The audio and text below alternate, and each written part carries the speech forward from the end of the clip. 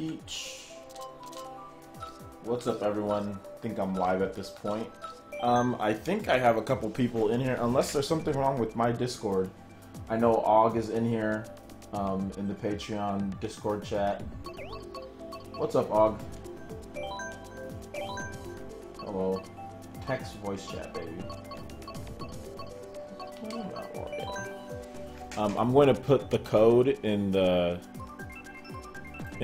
title so you guys can join in, because I've given all the Patreon dudes, they had enough time and there's not anybody in here, so we're definitely going to try to get you guys all in. So if you want to play, just hold on just a second and we'll get you guys going in the chat.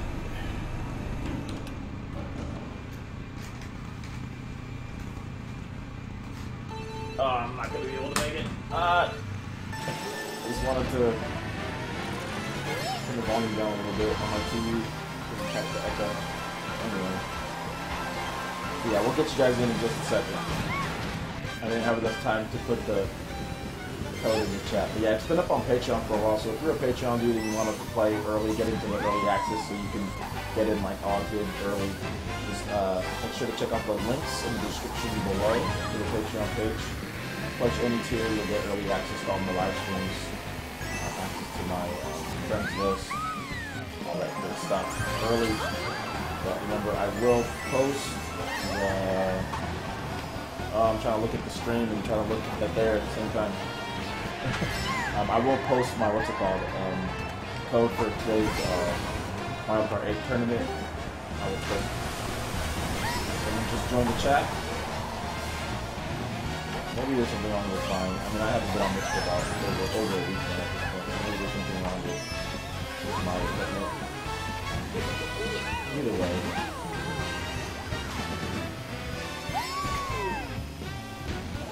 I hope this shall go by. Dry bones.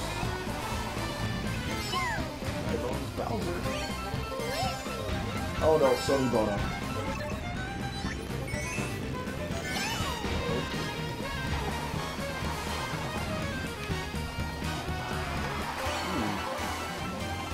Shelly with me.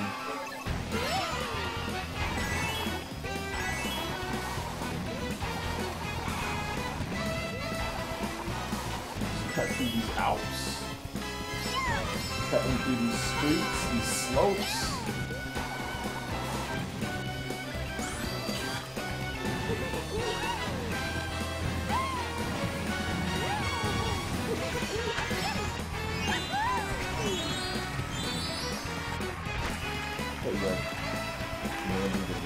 Oh no!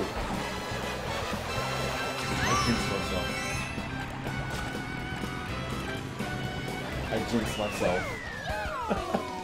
Og came roaring in there though.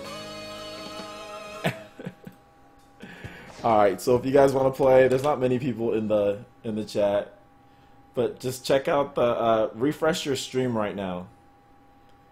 And it should be in there. So just refresh the stream and you guys should see the code to get in. OJ, we can hear you in the Discord. Okay, so you can hear me, but I can't hear you guys in the Discord. That's the thing. So I can't hear you guys in the Discord, but you guys can hear me. So maybe, I mean, I don't know what's going on. Maybe there's something wrong with my equipment. You guys can hear me, but I can't hear you. What's up with that? That's weird. I don't know why it would, I don't know why it would do that. To be honest, I'm like, I'm at a loss of words I don't know how to fix it.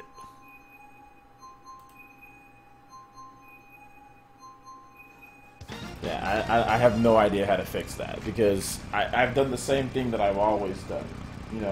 There's nothing different in this one. So, I don't know how to fix it.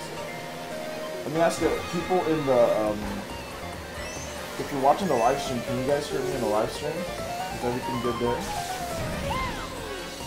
Anyway, the code, like I said, should be in the It should be in the title of the video, so if you don't see the code to join in, just refresh the stream, refresh the page, see the code, join in. If you want early access to the code, check out the Patreon page, link in the description below. Oh. Let's see if I can fix this, next time, man. This sucks that I can't hear you guys. It's kind of part of the experience.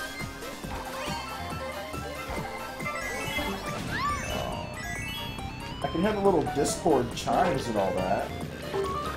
Oh my gosh, I'm just hitting everything now. Yeah, I can hear the little Discord chimes and all that, but I can't hear you guys. I don't know. Biochemist is in here. What up? Shout out to Biochemist.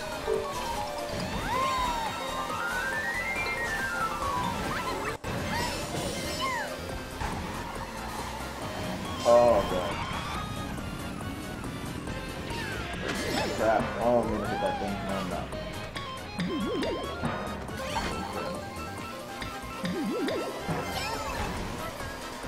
Oh, come on. We both had 3 banana peels going around each other. Oh, this is not good. Alright. Time to unload so I can... Ooh, here we go.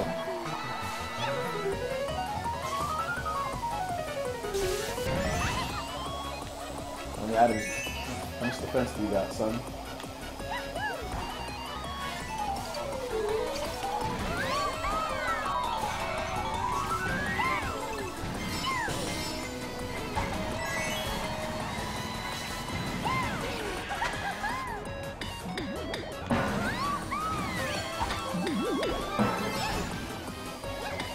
Oh, come on. Worst timing.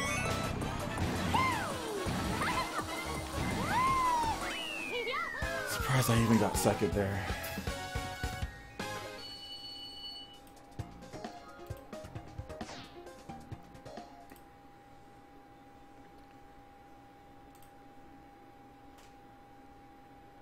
Maybe you can close the server and then reopen it. Alright.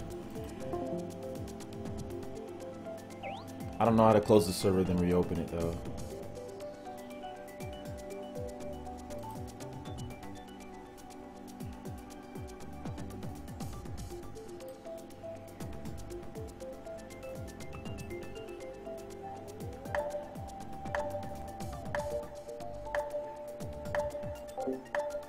Okay, mute. You guys can't hear me at all in the server? That's so weird.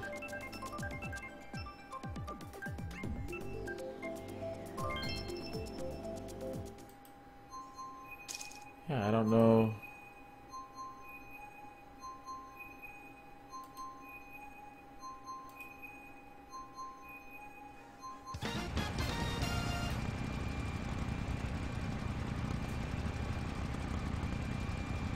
I don't know how I fix it.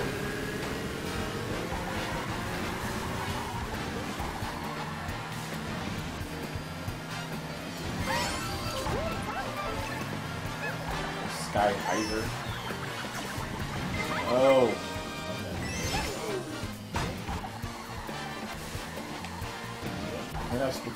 We're gonna have Splatoon 2 this week because that's what we've done.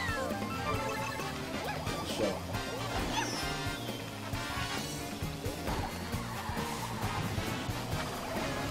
Oh.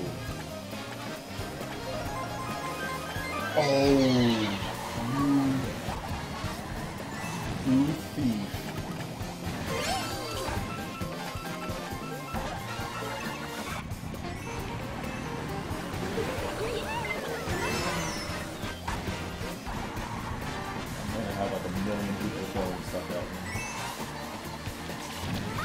Exactly what's going to happen. Can't see.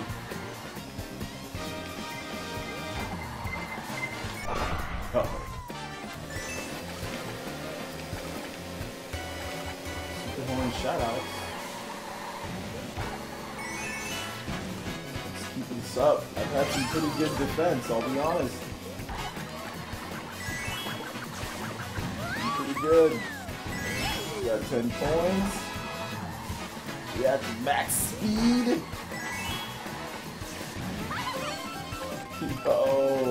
Yo, get left in my dust, bro. You guys just got outraced there. Because I had people throwing fireballs at me. I had people throwing red shells. I was like, bah, bah, I was blocking. Man, that was cool. That was cool. That was really cool. Alright, disconnecting, then reconnecting. Alright, so I disconnected. The code is in the chat, or right there in the title of the video. You should see the code in the title of the video.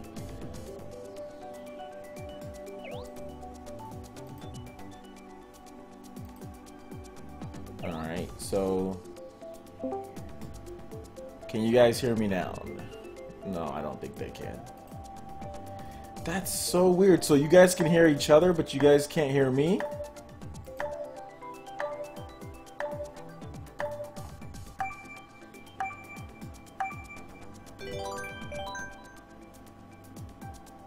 You just can't. Okay, but you guys can all hear each other though. Invite us. I don't. You guys already. That's just so weird. Okay, let me try something. Let me try a little.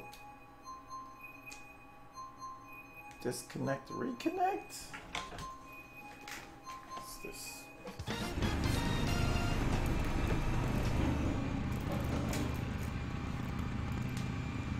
Can't you guys? Why can't I hear anyone? So stupid. So dumb. I have no idea why I can't hear you guys. Like seriously, I've disconnected, reconnected. Holy fuck. Oh, run into it. Almighty Z. Run into it. Got that early red shell defense. Racing around this corner though, bro. Went out racing this corner.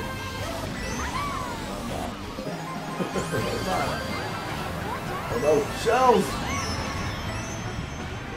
No! Oh my gosh, I never remember this part. This should be something special with the ball, right? It should be like a turbo boost or something there.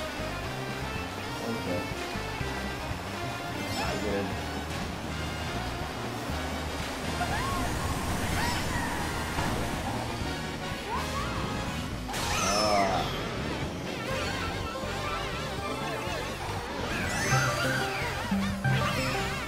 Like, what is that?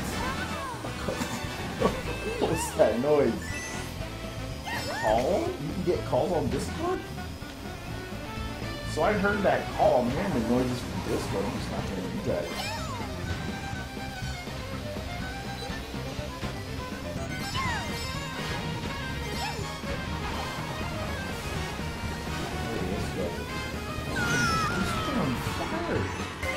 Oh my gosh, red shell.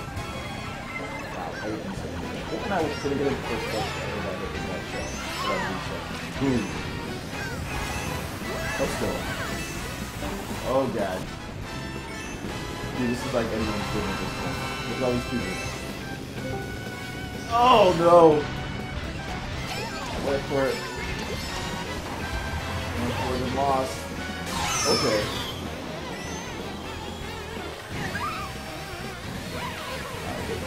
I need... Okay, he missed it.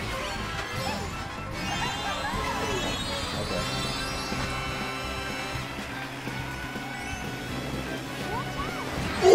Ooh! Wow! So... Oh, God. That boost would have got me so much better. Alright, so... You guys all leave from...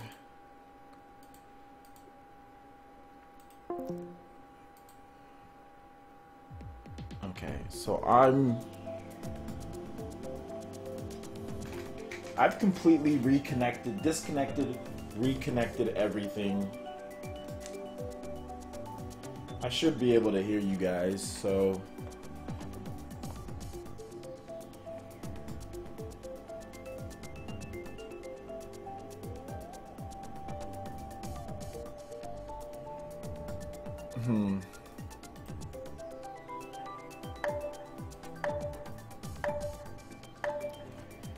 Yeah, it's just not working for me, guys. I don't know.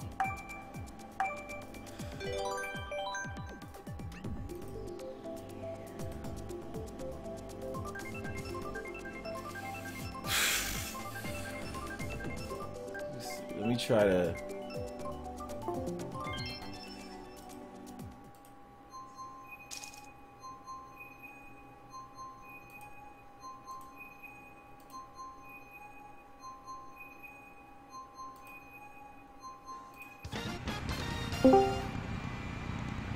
Okay, I can hear you guys now.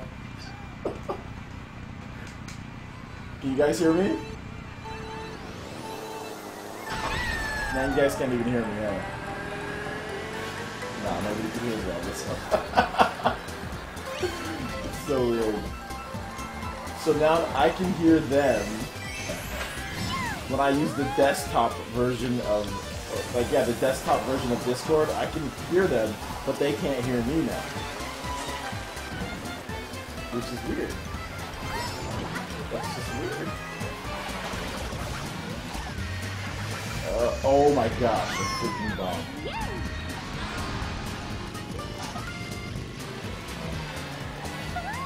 Well, I can hear someone. I thought I could hear everyone. What's going on? Oh, I got the red shell. Stupid red shell. Damn. Oh my gosh, there is tearing up everywhere. Whoa. Who with the render? Over here.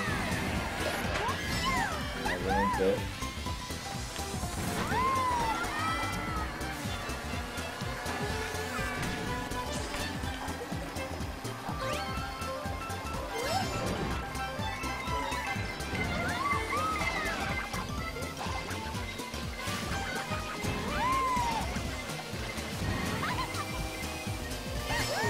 Oh.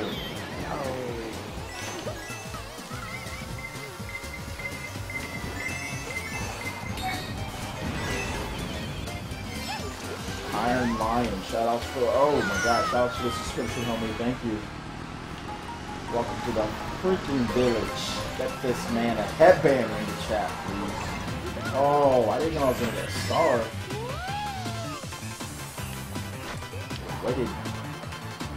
Wasting it right here.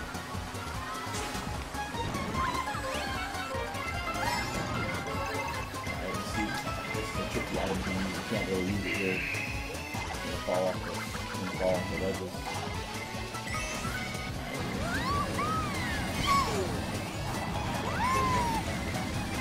Oh god. Oh no! That dude slammed straight into that wall, man. Oh my god. Okay. Yo, can you guys hear me now? I can hear you, yeah. We can hear you. Okay, you guys can all hear me now. Okay, this is so weird. It's not letting me use Discord. Like when I clicked on the Discord link, like from like the Patreon page, it's like working, but that's like the desktop version. When I try to use the app, can you guys still hear me?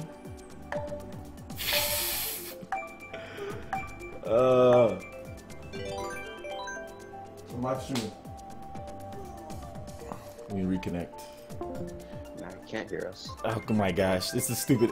The desktop or like the app, the desktop app is not working. Go. The desktop app is not working, but the website version of Discord is working to where I can hear you guys. Oh, so you can hear us right now? Yeah, I can hear you guys right now. But, okay. But the whole live stream, I don't think the whole live stream can hear you guys because the app version won't work right now. So.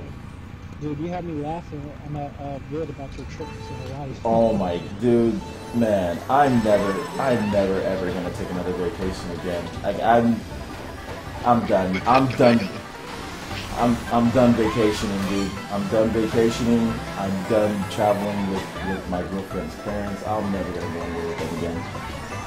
You could go by yourself.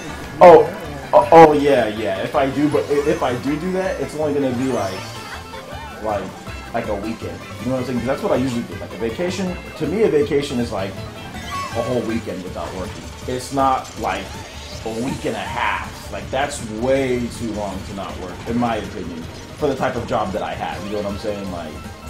Like I'm not like a freaking like working in the oil fields or anything. You know, I'm not like a roughneck or anything like that. Like, I don't have a super stressful job to the point to where I need to be taking like a week and a half off. Like that's I should have never went on the trip. That's really what I should have never went.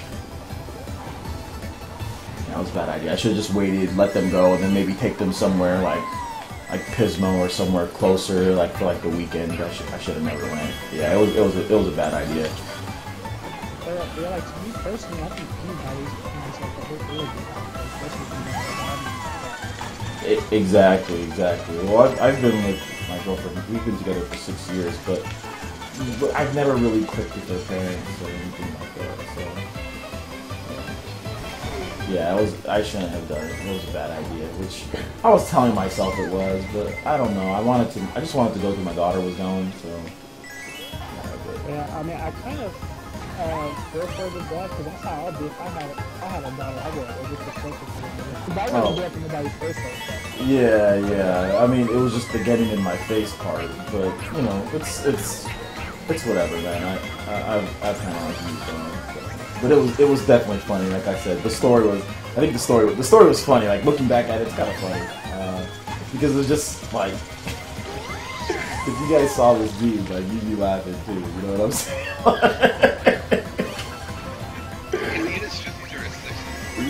he's like getting to 50s, yeah, 50. You know, and he's like super short.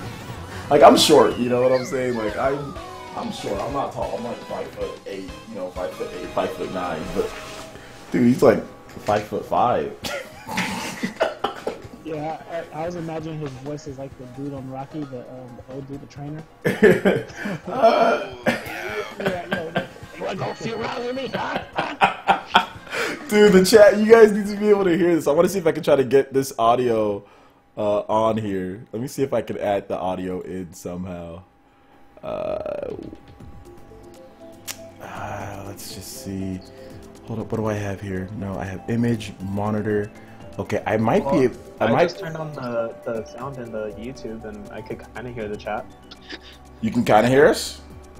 And I heard the Rocky comment on the YouTube video. I was thinking about that guy, the actor who played that guy. He got murdered in real life, and I was thinking to myself, oh, if he went somebody said that to somebody, he got someone knocked him off or something like that. Oh, that'd be wrong, dude. Oh my god. It's sad though, because he got killed in real life. It's like, oh, anyway, but yeah. That's what I get for watching too much America's Most Wanted back in the day. No, America's Most Wanted is awesome, by the way. I like that show. I love that show, man. I was like, John Walsh is like, he's just like so angry and so like, you know, the thing about it, the funniest thing, like I said, is just because he's just like so like big and round and short, you know, and like I swear, like it would be like I dodge a couple punches and like he's tired, man. It's like, which I would, obviously I would. I'm really quick, so if I just dodge a few and he's tired, and I can just do it like, it would be pretty funny. So that's why, like, I just didn't do it. I was like, you know, it's just better to have cool heads, you know, like. But like, if that was me, like 10 years ago, oh my god, it would have been like the first time he's in my face, I'm swinging. Like, I'm swinging like I had no patience when I was younger, like zero. Like I would fight at the pretty quickly. I would fight. Like, look, old man, if I was still Tourist Francis, you'd be on the ground. Yeah, even 90. Well, I would say maybe even then, but like, especially like in my like, I would probably say like 18, 19, 20, 21, anything before college, or even heck, even in college, when I was 20, how old was I? 23, I got into a fight with my roommate. Like, over the dumbest thing, dude, because I'm a jerk, because I was being a jerk, and like, this dude was so like, he was just like really lame, you know, like this guy that I used to room with, and like I used to always make fun of his voice, like I would always do the dumbest things to him, like just like stupid college pranks, like I would put ketchup packets, like the ketchup packets that you get like from, you know, like McDonald's or whatever. I would put those on like right by his door, so as soon as he opened the door, he'd step on a ketchup packet. Yeah, I would do like this stupid, like annoying things like that, you know. And like, what else would I do? I would make fun of his voice all the time, like, cause he had like this really kind of like raspy kind of voice, kind of talk like this. So I would make fun of his. So we sound like the guy, like the coach. But like a younger version of that. Like I would just make fun of him for stuff like that when I was in college. Like nothing super bad. Like not like where it's like, okay, this guy's gonna commit suicide. But like it was like just like teasing, you know. And at one point, like I realized that, you know what, maybe I'm teasing him too much. I was like, hey dude, look, you can punch me in the face. I'll let you just punch me. Just go ahead, get your anger out, give me a punch to the face, and I won't punch back. Like, we're good. And he was like, and then like, that's when he started taking it too far. He's like, oh, punch you? No, I'm gonna kick your ass. I was like, so you wanna fight? You seen the Boondocks? Oh yeah, I've seen Boondocks. So you know Stink Meaner, right? Yeah. That's him. That's him. So what you gonna do, nigga? So I was like, okay, so you want to fight me now? And he's like, yeah, I'm gonna fight you. I'm gonna beat you up. I'm gonna do all this. I'm like, okay, look, I'm gonna give you some time to get out of this. Like, trust me, you're probably gonna want it. You're not gonna want to do this. You're gonna regret it. So you don't want to do this. He's like, no, I'm gonna do it. And like we were sitting down, me and my friend George, like other roommate, we were sitting down eating dinner, and like he slams his like fist on the table, and like my dinner like falls out of the, like I had like a plastic plate and like fell into my lap, and I'm like, okay, we're fighting. I'm like, okay. At first I was cool. I was like, okay, whatever. I'm just gonna let him blow it off. But as soon as that happened, I'm like, all right, I'm gonna kick your ass. We're done. So then we fought, and it didn't end well for him. Like, and I was even bigger back then because I was still playing football, so I was even bigger. Yeah, it did not end well for him. I got really scared because we fought, and like I punched him, and then like he fell to the ground, and I thought he was done. Like I kneed him in the rib, and I'm like, okay, I thought he was done because like he kind of just like laid there motionless. I'm like, okay, he's done. Then all of a sudden, it was like one of those scary movies. He just started moving all of a sudden, and like tried to tackle me, and I was like, what the hell? And I got rug burn on my knees, and I was like, oh, rug burn. Because like, he just tried to tackle me out of nowhere, and I got rug burn on my knees. And yeah. Oh my! I could totally make a show out of my college. College was funny. It was like nonstop like comedy throughout the whole time. Like a bunch of nerds, you know, and yeah, it was definitely good. But yeah, like, and then he kind of tried to tackle me, but that didn't work because I was like 40 pounds heavier than him, so that didn't work. And then I like punched him. I gave him like another punch in the face, like 2 punches, and then that's when I got really scared because he started hyperventilating.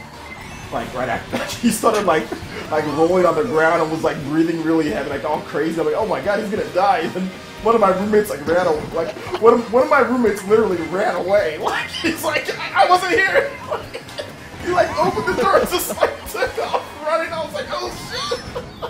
I was like, he's gonna die or something. But he was fine. He just had a fat welt on the side of his head.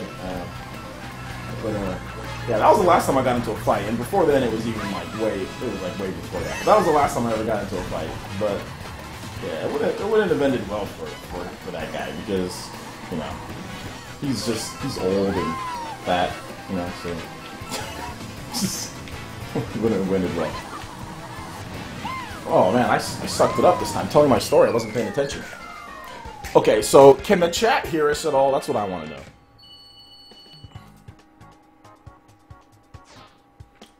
Okay, so when are you gonna you're gonna wait Wednesday to do the Splatoon thingy or whatever? Well, the game comes out Friday, right? Yeah. Yeah. Okay, so I can't do it Wednesday then. I'll be playing Thursday at 9 p.m. because that's what they usually let you do if you do it digitally. Oh yeah. I'm gonna buy a physical copy of the game. Yeah, we'll have Splatoon on Friday. Like we'll have it on Friday where we just kind of all get together, you know, in a room and just play whatever matches or whatever type of modes, you know. Will it be like the same time or earlier? Cause I don't get out till like 4. Yeah, we're gonna start doing them later. Like we're gonna start doing them like around 6:30, because yeah, my time, Pacific time, because the problem is that a lot of people say that they don't have time, like because they're at work, like on the West Coast, or for like you're like in Hawaii or something like that. So I'm gonna try to do them later now, so people are off of work. Yeah, we're pretty much neighbors. I'm in Los Angeles. Oh yeah, Aqua. Yeah, so I don't want to do it by like I used to do it like by like 3. That's way too early. Most people can't join that. So yeah, we're gonna start doing it like around 6 or so, 6:30, 6. So I've been trying to get a team for a while now. I hate when they give you random people who get very bad. That suck. Do anything. Yeah. are we gonna be doing Sammy Run on Friday? We'll probably do it. Salmon run. It just depends. It just depends on how everything works out. Like just how like the time that they have going there for salmon run. Like how many people we have in queue waiting. Because obviously like salmon run is 4 people. You know, so there's probably a lot more than 4 that want to play. So it just kind of depends. We'll probably do salmon run though. Like I gotta try out salmon run. So. Well, when I played with Switch Force Saturday, they took turns, like each people that had like 4. Yeah. 4 turns, then 4 others. Okay, so yeah, so maybe we can do something like that then. Just kind of switch off, like get like a queue going. Yeah. Okay. I guess while we waiting, we can do each other.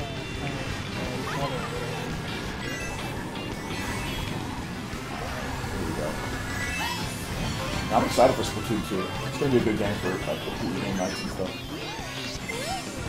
Yeah, I was like 30%. I got on a little too late for it, but then I also had like a lot of had to do solo. Nobody was on, like for the team match. But it could give me a lot of people who wasn't really doing. That should have hit me. That should have hit me. It should have hit the guy behind me. No!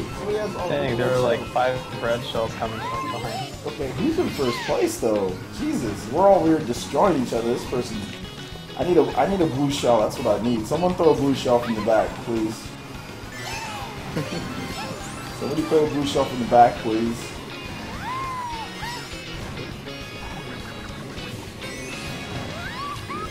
Whoa! Watch out! Don't fall! Don't fall! Oh my God! Double bullet bills.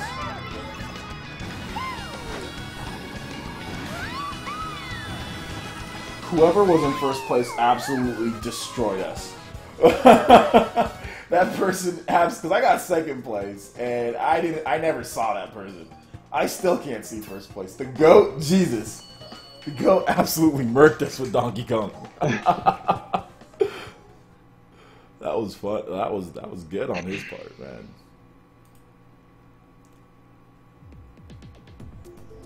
I already have the desktop app. I'm probably gonna have to delete the desktop, or probably gonna have to delete it, then restart it. Oh.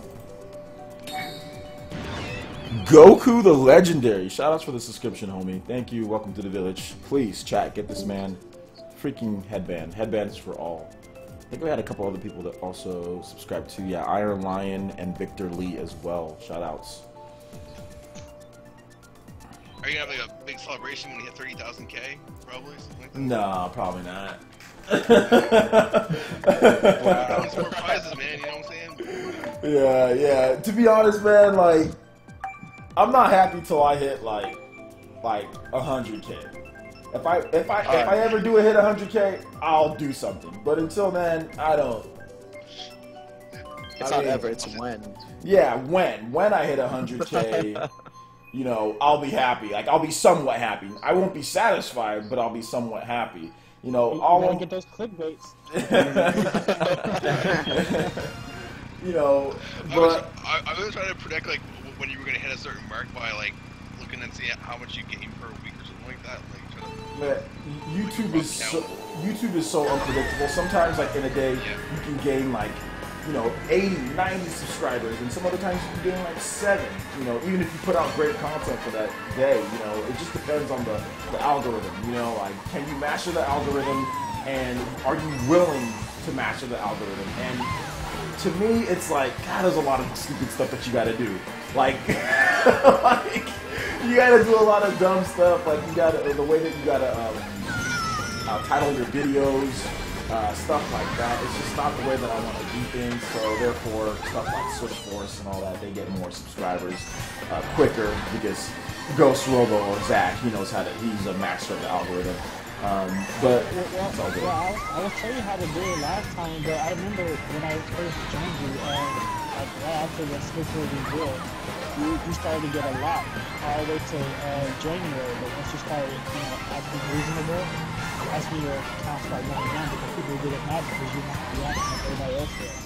Oh yeah, that's people want to see reaction. They want to see you flip the table. Miyamoto.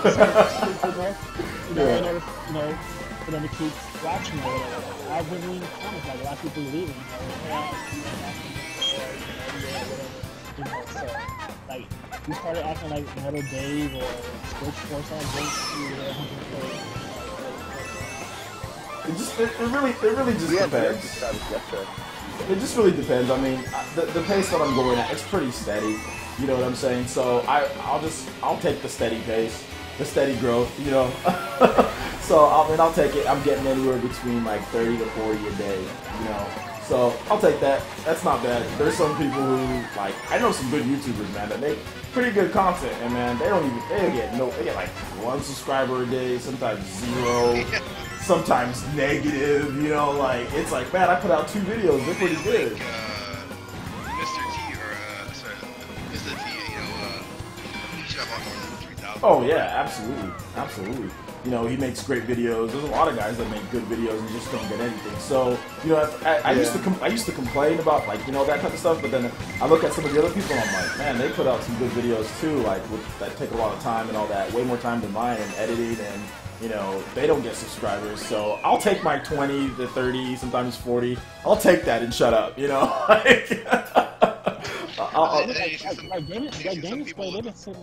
Oh, sorry. You go ahead. Oh. Let's say, on the other hand, you can see some people with a lot. You're like, how did they ever get that many? Yeah. But, there's a lot of people. I don't know. Like to know. Right now. I mean, the trick is to come up with something different, something that nobody else is doing. Like PewDiePie, like he started all that reaction and all that kind of stuff. So everybody pretty much copying off of him. That's why he has so many. But if you come up with something different. Like I've been seeing some funny YouTubers that are using puppets or Muppets or whatever, stuff like that. You gotta do something different from what everybody else is doing. Yeah, if you want to, if you want to get like a ton. But I think someone was about to say something about Game Explain, or. Yeah, I was talking about. It seemed like they've been sitting on 700K for years now. And they started like in 2010. Well, I think you guys ever heard the channel? They're called The No. Like they're I know them. Really clickbaity. They're super cool. I don't see how they even got a Switch, No, I don't even know how they even get that many subscribers. I used to watch them like, this is like just super clickbaity. Yeah, The No was pretty bad. I think it's just a presentation. I'm still sub, but I don't watch their. I just keep telling my wife, no, I mean, but I can see why they're. I mean, first of all, they have the marketing giant behind them of Rooster Teeth. So, and they also have the algorithm behind them, so they know how to make. Rooster Teeth knows how to make successful channels. Rooster Teeth has a bunch of successful channels. So, they love the show for whatever pop culture gives them like hit poison. Yeah. Oh my god, that whole thing was hilarious. I was like, so they go off at Kurtzman for that review. Oh, Gary, give that game a 7. It's so great. I'm like, oh, it's still a 7, right? 7's still good. Realize, you know, man, like IGN AAA 7.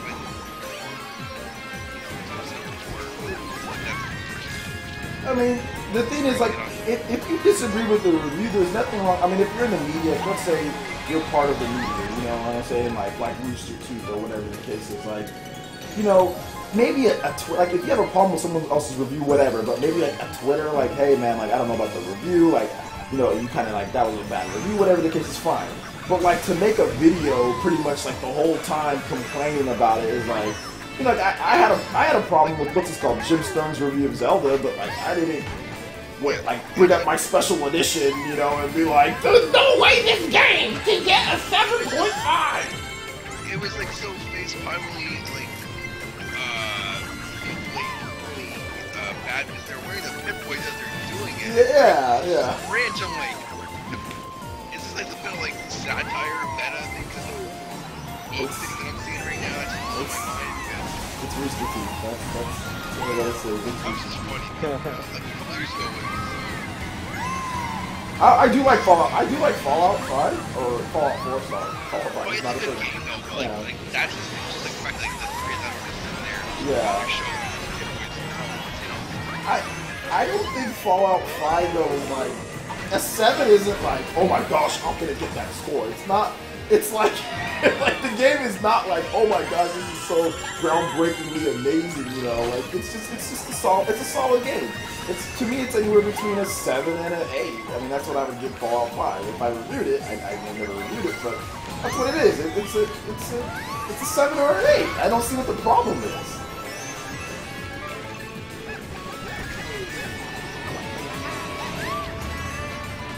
Man, I was almost in second place, and then I just got absolutely destroyed with like every single item in the world. Some dude, that's his name, some dude just rolled right by me with a bullet bill. This game's dumb. Oh man. Let's see here. Let me pop this chat out. That could be the boss quote for Mario Kart 9. This game's dumb. OJ from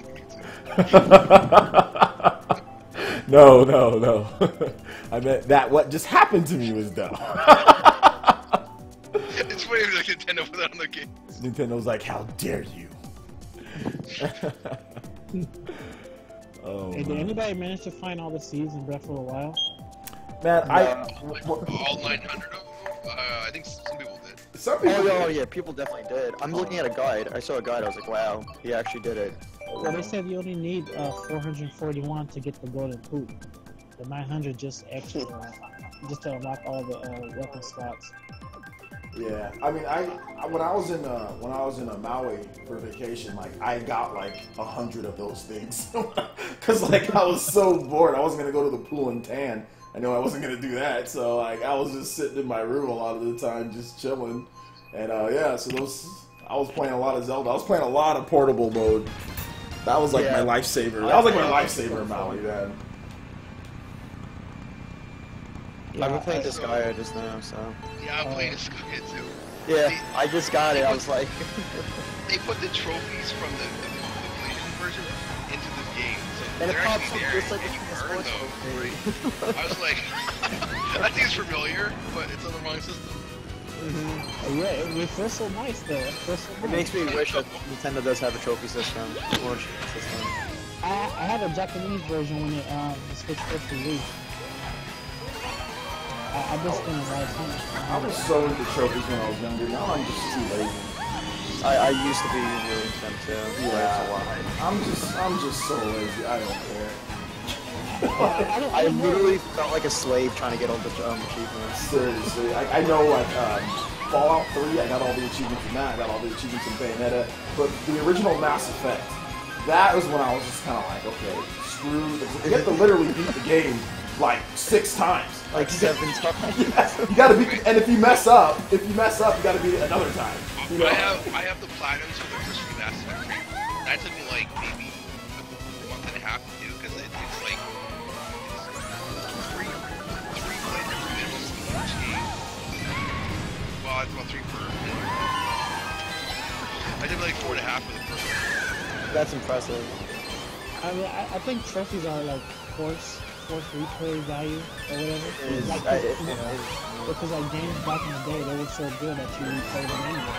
Like now, like they have you replay them so you have no time to make newer games or whatever.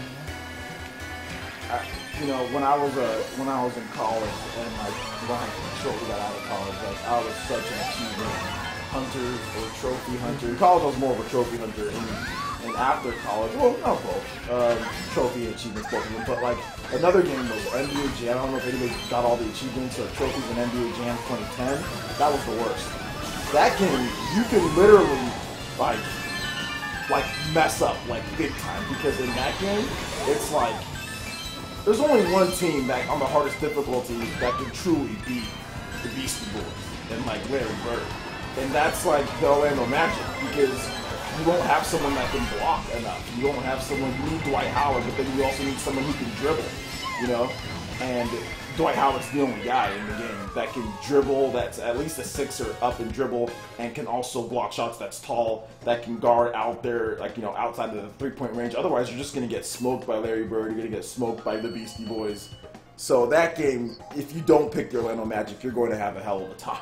Like, just getting through it, and it's long too. That game took me forever. Then you have to beat like every single arcade mode or the tournament mode or no season mode. You have to beat the season mode with like every single team. Like that took forever too. The worst trophy, the worst type of achievements are online multiplayer ones. So hands down the worst kind of trophies. I hate online multiplayer trophies. I hate that Final Fantasy X one that I dodged lightning 200 times. Imagine getting to 199 and getting struck. You gotta start all the way over. I dodged it 200 times. Yeah, I hate that too. There's 2 co-op trophies for Far Cry 3. Like, those are the only 2 I'm missing for the platinum on that game. Jeez. My friends said he'd do with me eventually, but Mass Effect 3 had like 1 I had to do, so I had to find a friend for that. Killzone Shadowfall for the PS4 was a nightmare to get the platinum for. I remember the Jack of all trades one was you had to upgrade every single like ability and gun in the online multiplayer, and that took weeks. Oh yeah. Yeah, and that was before they allowed. That was before they allowed grinding, because they were starting to ban people for grinding lobbies and stuff. You know, and another one that I also hated was I don't know, Fallout New Vegas, where you have to intentionally hurt yourself, like intentionally like use this much recovery of stem packs or accrue this much damage. I didn't bother with that. Screw that. First of all, screw that game. Screw Fallout New Vegas. I hate that game. I hate that game. I actually enjoyed it. I actually like that one. I don't. I know there's a lot of people that like it. It did really well, and I've got into tons of arguments with plenty of people on this game because, that game, I couldn't say, like, it didn't work.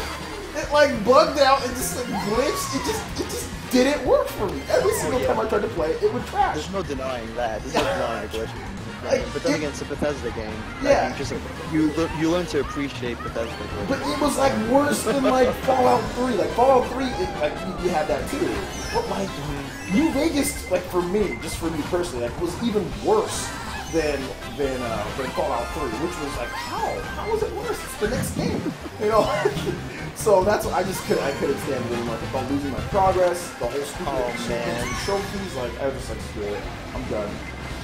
I would do the Skyrim, like back in 2012. I'll never forget, I stopped playing it because I lost all my progress. I was like, yep, I'm done with this game. I know the PS, would you play on PS3? Or? Yeah, it was PS3. The PS3 version was trash. I know. It barely worked. I know. People still bought it. Freaking reviewers were still giving that game like 9 out of 10. I'm like, are you guys insane? Like, what's going on? The PS3 version's like just between it freezing during loading times and just everything else, it was just, I don't know how I played over almost 200 hours in that game. I almost put over 200 hours in that game. I had issues with the Xbox 360 version, but it wasn't anywhere near as bad as the PS3. But and it was less than Fallout. It was I had way less problems with Fallout. Yeah, all my friends had the 360 version. I was the only one that had the PS3 version. I didn't get 360 till 2012. So it was a while after. Well, good price though. Yeah. I actually bought it off my friend. My friend was selling his old one. He gave it to me for $50, and he gave me Halo Reach and a headset and a controller with it for $50. Oh man, that sucks.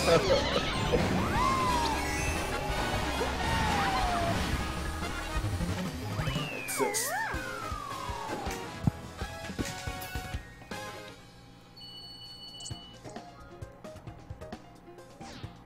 Hey, what was the hardest game you guys ever played when you were a kid? As a kid? A kid or just all time?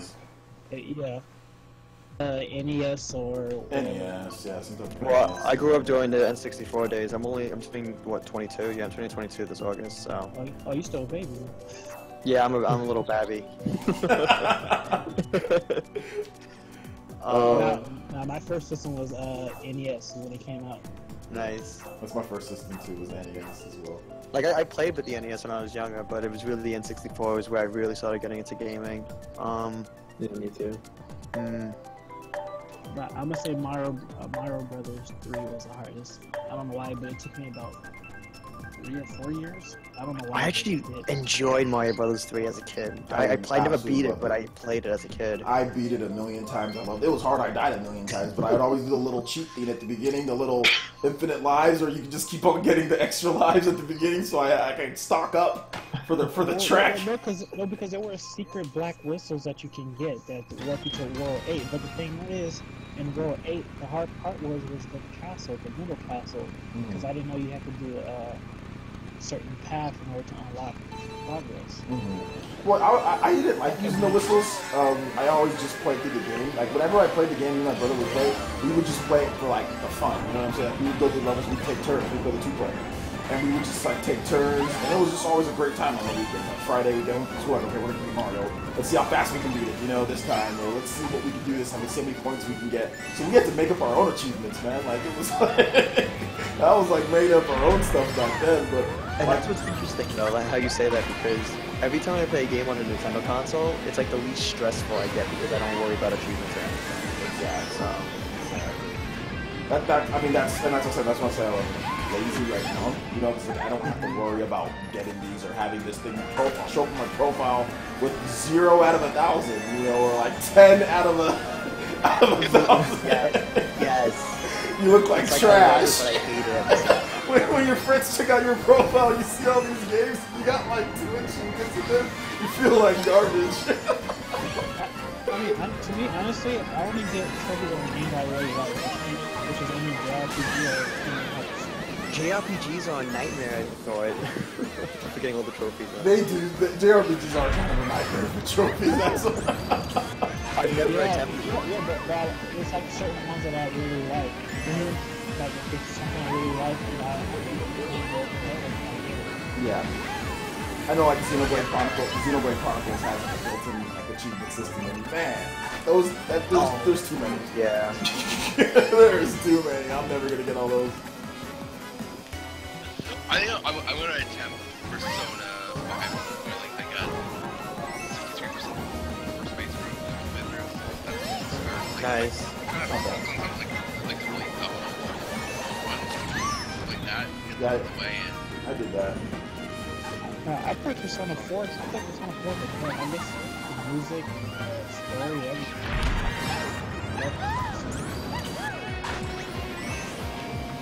I can't believe all the crossovers in Blaze Blue that's happening. Yeah, I'm really excited for that. I love Blaze Blue. Blaze Blue is my #1 favorite fighter. Is it really? Yes. I love the characters, love the designs. I grew up with playing Mortal Kombat a lot, actually. So MKX is really great, so I love that game. Nice. But Blaze Blue, in the arcades, if I see a Blaze Blue machine, you bet your ass I'm going to be on that machine. Nice. So You know, one of the games, just kind of getting back to, I think they said hardest game. I would probably say like the hardest, just to kind of fuse what we were talking about, like achievement and game is like Vanquish. Like with the achievement that you have to get is like the what's it called mode, the challenge mode, and beating that challenge mode is literally the hardest thing that I've ever done in my life. Like that is the hardest video game. The hardest challenge mode. I mean, I think I've already told the story, but 45 hours straight, 15-hour blocks, 3 days of 15-hour blocks of playing this game straight to try to beat that. Not even the whole thing, just the last challenge. So not even like the whole challenge mode, because like each challenge, a challenge 1, there's multiple levels within a challenge, and challenge 1 through I think it's 5 are okay, but the last one, challenge 6. Or is it challenge 5? One of those two, whatever. That one is like, that's hell. That's absolute hell. I don't know if any of you guys bought Vanquish on the PC, but if you ever play that game, you'll know what I'm talking about. The challenge mode at the end. It is just the hardest. It's like you have no room to breathe. Like, enemies are everywhere. You just, your hands are just freaking I'm looking at my trophy moving. list now. I want to see what was hard for me. Man, that one was really bad. That was a really bad one for me, and I was like not eating, like I was malnourished. I was dehydrated because I still had to work because I was doing personal training. So like I'm sleep deprived, pretty much everything that you could think of. I had it at that point, so it was interesting when I finally beat it.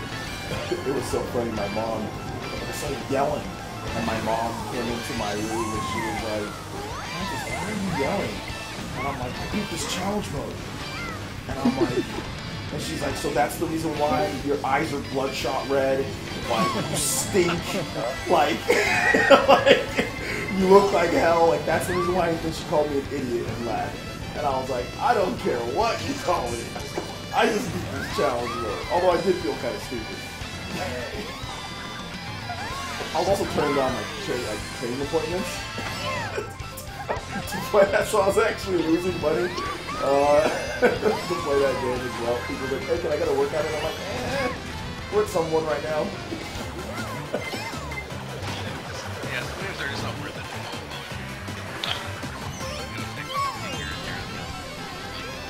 I really love Vanquish though. Vanquish was like, it's a great game. I love that game so much. I played it. You know, it was just that last part. That was the only hard, like super hard trophy. All of them were like, there was hard ones, but nothing too crazy that you couldn't do like without like, you know, looking up. Like because like you have to find all the different like trophies in every level. Which is, I hate doing stuff like that, but whatever. You know, stuff like that was fine. Collectibles aren't too bad, I feel like. I think The Last of Us had a lot of collectibles when I was going for that platinum. Like on PS4 Remastered. I personally don't like in games like Vanquish and in games like Last of Us. I really don't like collecting things because I just don't feel that it really fits with like, you know, like it's like you have this atmosphere. You're going to like, get to check this other area outside of, you know, whatever. So for me, I'm not huge on stuff like that. But I mean, I don't have a problem doing it, you know. But now I don't care about trophies, so I'll just go through. If I find it, I find it. If I don't, whatever. Yeah, my last platinum was Doom. Doom was my last platinum trophy. Because that was actually a fun platinum to get. Was it? Yes. The collectibles weren't too bad. It was you didn't have to beat on the hardest difficulty. You only had to do like one level on the hardest difficulty. Okay. What else was a fun one too? I guess the most fun was Wolfenstein New Order back in 2014. That was a really fun one. And Outlast, I didn't have a platinum trophy, but I got every trophy in it. That was really fun. Yeah, because that's just a downloadable. Yeah. I have to think about it. I would love an Outlast game on the Switch, actually. It's like a horror game. Yeah, I'd like a nice horror game on like Switch. We could have got that Forgotten Memories, but they just kept pushing it back and back and back until they finally just, you know, got rid of the game. Because that would have been a good one. We'll see what the future holds for this system.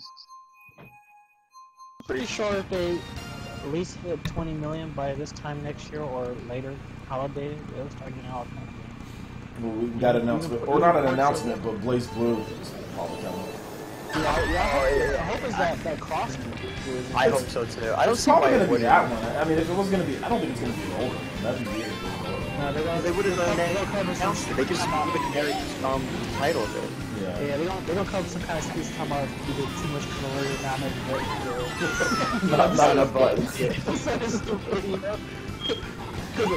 What I've been seeing lately, when it comes to the Switch, the two key words, interesting and I forgot the other one. It's two words that they keep saying all the time. When it comes to the Switch. Maybe people just need to realize that it's a new system. Developers just aren't gonna rush out. No. OJ, I saw both of your debates. The second one, I especially like. I agree with a lot of your points. Like people have to be patient at this point. Oh, that second one was so. I'm sorry. It was so one-sided. I'm like, oh man, he's destroying him. Well, that dude would argue with me all day on Twitter. All day he would argue every single thing that I would post. He would like challenge it every single time. And I'm like, okay, that's fine. I don't have a problem. But then he started saying that, oh, well, you don't know what you're talking about. He started saying that, oh, like, oh, you know, I know way more than you. You don't know anything about the gaming industry. So I'm like, okay. Oh, if that's the case, that's fine. Let's talk about it some more. So that's the reason why he even went that far, is because he continues to push every single time. And now after the debate, we got the Furious Rants debate. I give him credit though that he actually came on. Yes. I do give him credit. Yes, I give him credit. I do give him credit for coming on. It was shout out to him for actually coming on. But Yeah. you know, like I said, he would say that I don't know what I'm talking about. He would make claims like, oh, this engine can do this, and this engine can't do this, and I'd be like, okay, well, show me some proof. Let me know what you're talking about. And he'd be like, oh, well, I don't know, but this is just what I know. Like he would just like make up stuff. So I was like, okay, this dude, you know, and he would, like I said, like respond to everything and anything. So I was like, okay, let's talk more. So that's the reason why. But next time, man, I don't think there's gonna be a next time when it comes to someone like that, you know. So. Well, you need to understand the Switch is more like a mobile kind of device, you know, compared to the Xbox and PC and PS4. Yeah. So even if a game like Kingdom Hearts 3 could, even though running on Unreal Engine 4 doesn't mean the Switch can actually handle it. You know, I don't know. Maybe it could, maybe it can't. But EA's kind of taking it like a mobile device more. Like, look at the FIFA. They keep saying this is the best mobile FIFA game experience. They keep saying it's mobile. It's not really a home console. So EA's kind of taking more of the handheld route, it seems like. So. I mean, they're making up all kinds of excuses because of what happened with the Wii U. If the Wii U didn't fail that badly, you know, there wouldn't be. Oh, it would be a different story. Well, that's the whole point. And the thing is that people really wasn't buying third parties on that system anyway to begin with. I mean, because people are more attracted to third party games with Nintendo characters in it. If that Mario Rabbids game was just Rayman and Rabbids, it wouldn't be getting that much excitement or praise. Nobody would buy it. Because it had Mario. I'm sorry, in it, continue. You know? I was saying because it has Mario in it, you know, people like it. Same thing like the Dynasty Warriors. They got Nintendo characters instead of actual Dynasty Warriors. Yeah, they had a like a Dynasty Warriors game at the launch of the Wii U, and nobody bought that. So it was like Hyper Warriors, Orochi, whatever. Oh, I completely forgot about that. That was at the launch of the Wii U, and nobody bought it. Damn, I forgot about that. Like that game sold like trash. I mean, it's not that like it was a good game or anything, because it wasn't that great, but. Nobody bought it. People are gonna buy it. The third-party game actually sold at least 1 million, or at least 500,000 on the Wii U. I don't even know. Rayman. Did any? Rayman, yeah. Rayman Legends, Minecraft, Lego City, and Zombie U. I don't know. We're not counting Bayonetta. So. Okay. No, well, Bayonetta, it's second. Yeah, it's a first party publisher. I mean, it is first. Okay. You can call it a first party title since essentially Nintendo literally owns the rights to Bayonetta 2, the game Bayonetta 2. They own every single thing about it. You know?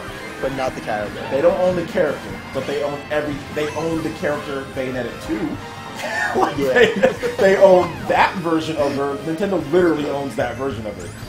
Interesting. Yeah, and Sega to a degree. Sega owns the overall copyright on her, But Bayonetta 2, everything about that game cannot be replicated unless it's Nintendo's consent, which has been said multiple times. Hideki Kamiya said that, but it's also just the rule. Nintendo did not want that game going anywhere else at any point, even like afterwards. Like, you know, a lot of these third-party developers do, oh, let's put the exclusive on here first, and then later it can come out to other systems. Nintendo like, nah, man, we fund this thing, it's ours forever. So, They should do the same with Bayonetta 3. I think they will, personally, but I think Bayonetta 3 is still, it's a little ways off, in my opinion. Yeah, if anything, I see a port of 1 and 2 onto Switch way before the 3. I would like that. That would be cool. I want all 3 companies to battle it out. Let's just have one big monopoly, one system, every game on that system.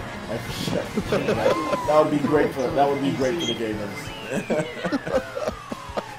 It's like developer keeps prices. Crossplay? What crossplay? It's all in one system. It's all in one system. Maybe year 3000. Maybe. When is like world peace? Oh my God, world peace? No such thing. you know, if anything, I think it's gonna be like just Nintendo and PC. You know.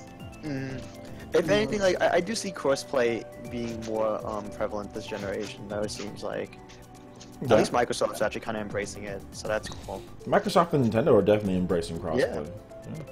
Yeah. And Sony's embracing Sony's just it. like, yeah, we're not going to do that with Well, Nintendo. they'll do it with PC. They won't do it with other consoles. No, but Sony doesn't want to do it Microsoft or Nintendo, though, right? No, they don't want to. No, they don't. They don't want to. That's why a lot of Rocket League players and Minecraft players are kind of bummed out about that. Yeah. You know, I was playing Rocket League just on the Xbox One, and there was enough people to play. I know the Rocket League on the PS4, that's the best-selling console version, so there's plenty of people to play with there, I guess, right? Yeah. Yeah, I got it on the PS4. I loved it when it came out back in 2015 for free that month. That was a lot of fun. Oh, was it on PlayStation Plus or something? Yeah. Oh, nice. I think it was the month of August or September, I don't know. It was just something around that time. And me and my friends non-stop played it. I got the Platinum Trophy for that game. It was a lot of fun. Nice. I suck at it. I'm horrible. Oh no, I'm not good at it. I just have fun playing it. Yeah. I had fun playing. I just had fun driving around and never actually hitting the ball. Like, you just gotta drive around. Hitting it into your own goal by accident. Oh my God. And then like, you can literally feel the stairs through the internet sometimes. Like if you're playing online and you accidentally have a self-goal or almost score a goal, it's like, you can literally like feel the tension of people like, oh my God, what's this idiot doing? I keep forgetting about Fire Emblem coming out for the Switch too, like an actual Fire Emblem, not the Warriors one. I keep forgetting about Oh that. my gosh. Oh my God. Was that a, did they ever clear up that tease about fake connection on the Switch? That hasn't been cleared up yet. It wasn't a real tease. We don't know the drill. Yeah. Well, here's the thing. The fan art, I kind of want to dismiss that because when the Shovel Knight amiibo rumor was going around, they were using fan art as the picture. Yeah. So this could be the same exact issue, but wow, that's a lot of Fire Emblem on the Switch then if it's true. Nintendo likes Fire Emblem. We all know that. Awakening I think we're gonna put all the mega hits no matter what system is on onto the Switch. You know, especially if they keep releasing Division 8 from now. And they're gonna need some fillers between Well, Fire Emblem apparently is coming out like first half of 2018, so... yeah, with Yoshi and Kirby. Yeah. But then, like, everybody could be like, what about after that? Because remember, after E3, people were bummed out because they didn't know what's coming out. You know, later, you know? Like, don't focus on the radio. We have so many good games coming out already. Like, well, even for 2018, even for 2018, there's still like, I mean, there's the No More Heroes game or whatever kind of special game. Yes. There's Shin Megami Tensei. You know, there's Fire Emblem. There's Yoshi. There's Metroid Prime. That's probably Kirby. Kirby. And bring on the games, like... Yeah, I'm hoping for a deluxe version of Harry Warriors. Take that, goat. The goat got outraced. Let's go, goat. Or Deluxe Smash. Let's go, goat. I'm sorry, I finally got the goat. Definitely gonna be seeing that Evo next year. Let's hope. Let's hope. I just want them to do a good job, so I don't mind. Because, like, in my opinion, like I said, this is as far as Smash. In my opinion, this is as far as Smash is going to go. I mean, maybe they might do something crazy, but all Smash 4 is just an actual really good version of Brawl. It's a good base. Yeah, it's such a great base, and like, if you're not going to go back to the Melee style, because that's all you can really do. If you're not going to go back to Melee, all you can do is balance the game. That's it. That's all that you can do is just balance it. You can balance, or you can add single-player modes or some Sunspace Emissary or something like that. But what is that going to do overall for like the actual game? Like, is that going to add anything? Like for example, like people talk about, okay, well, what's new, you know? And like, and I'll be like, okay, yeah, you can ledge trump people, and most people are like, I don't care, you know, like, you know, like with stuff like, and ledge trumping is like, that's a big deal because Nintendo essentially got rid of edge hogging, or like the ledge hogging where, you know, if you're holding on, the person can just fall straight down, you know. They got rid of that. So for me, I mean, like, what they can just refine the game. I don't really think there's anything more that they can do unless they want to go to Project M or Melee style. If you want to do that, then okay, then you can have a real Smash 5. You know, but other than that, what do? You know, you can just tweak the engine, you can balance it. You can have more characters. Well, that's what I'm saying, but you can just have Smash 4 or Smash Deluxe, and then just continue doing DLC. Yeah, you can just keep on doing DLC, and which, to be honest, that's kind of like what, like, Blaze Blue and some of these other fighting games are at this point.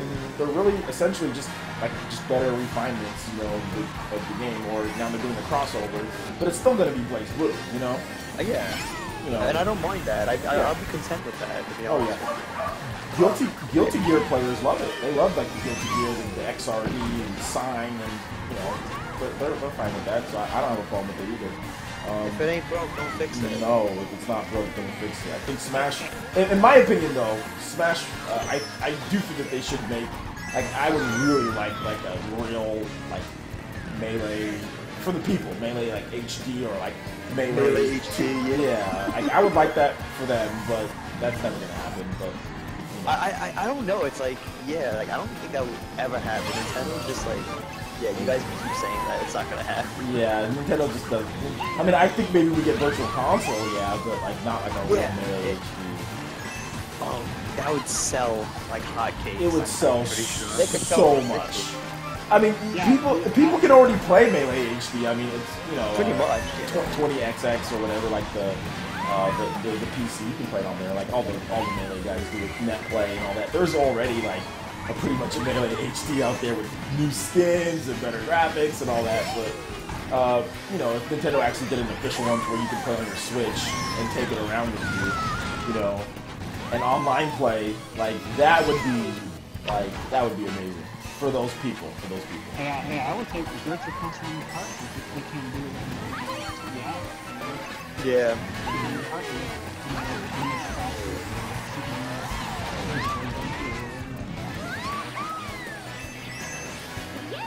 I wonder when Virtual Console is going to be a thing. Next year. I would say not anything till next year. It's probably going to be with the internet service, right? Yeah. Or next Switch.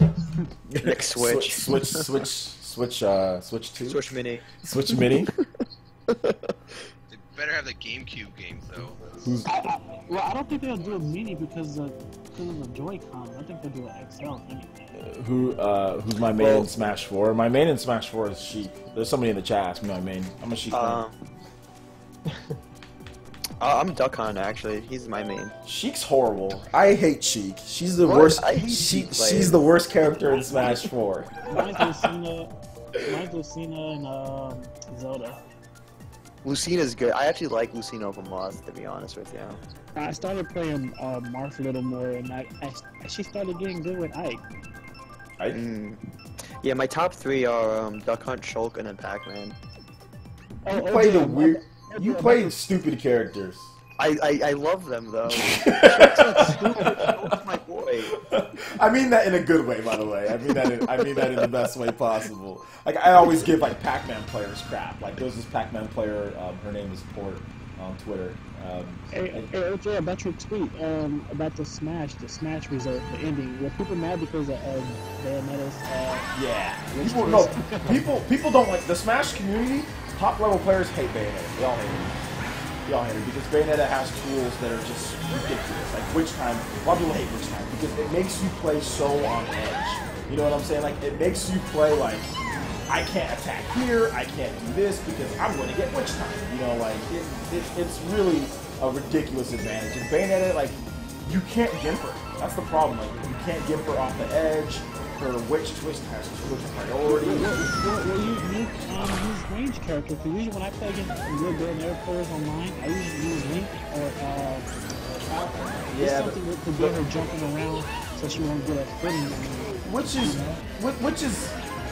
is doable online, but like when you're playing, you know, like when you're playing in person with people and Bayonetta is coming at you, anybody who can power block can just power block you. I mean, that's just the one thing.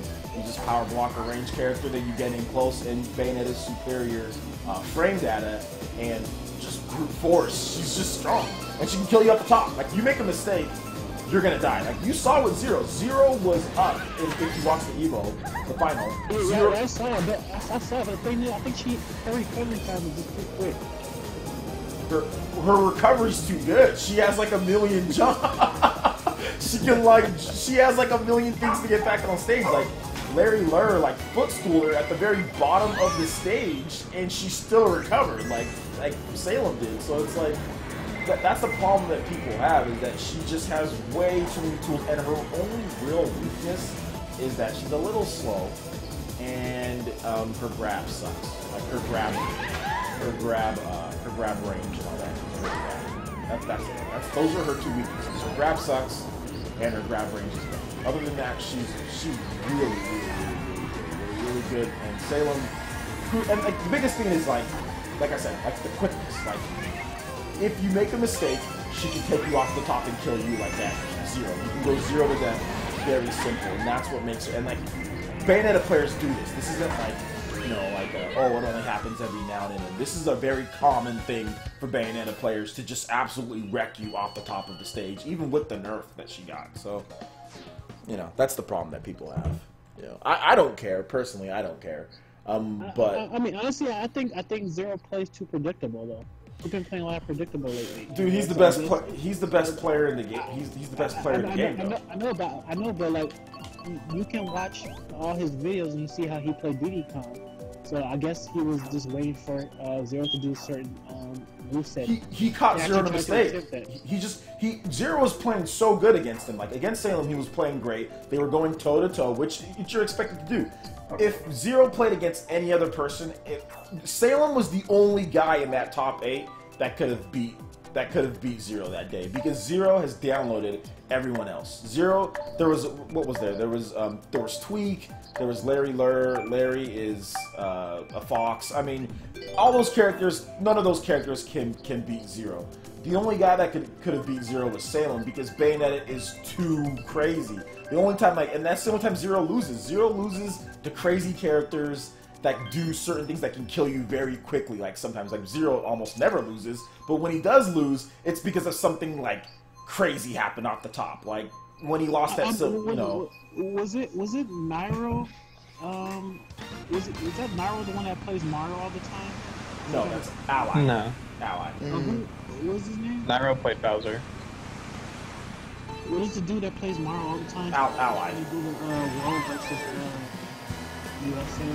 Yeah, that's Ally. Ally's he's a Canadian player. He's actually he's a number 3 ranked player or something like that. He's top 5, and yes, he beats Zero because Mario. The matchup is difficult for Diddy because of Mario's up smash. Mario has an invincible up smash, you know, that kills. So that's the reason why. Exactly, the up tilts, the comboing up tilts. Yeah, combo to the up, That's it though. I mean, Ally is really the only guy who somewhat has Zero's number. I mean, everyone else just absolutely gets obliterated for the most part. Hey, whatever happened to Mewtwo King? Mewtwo King, he's a melee player mainly.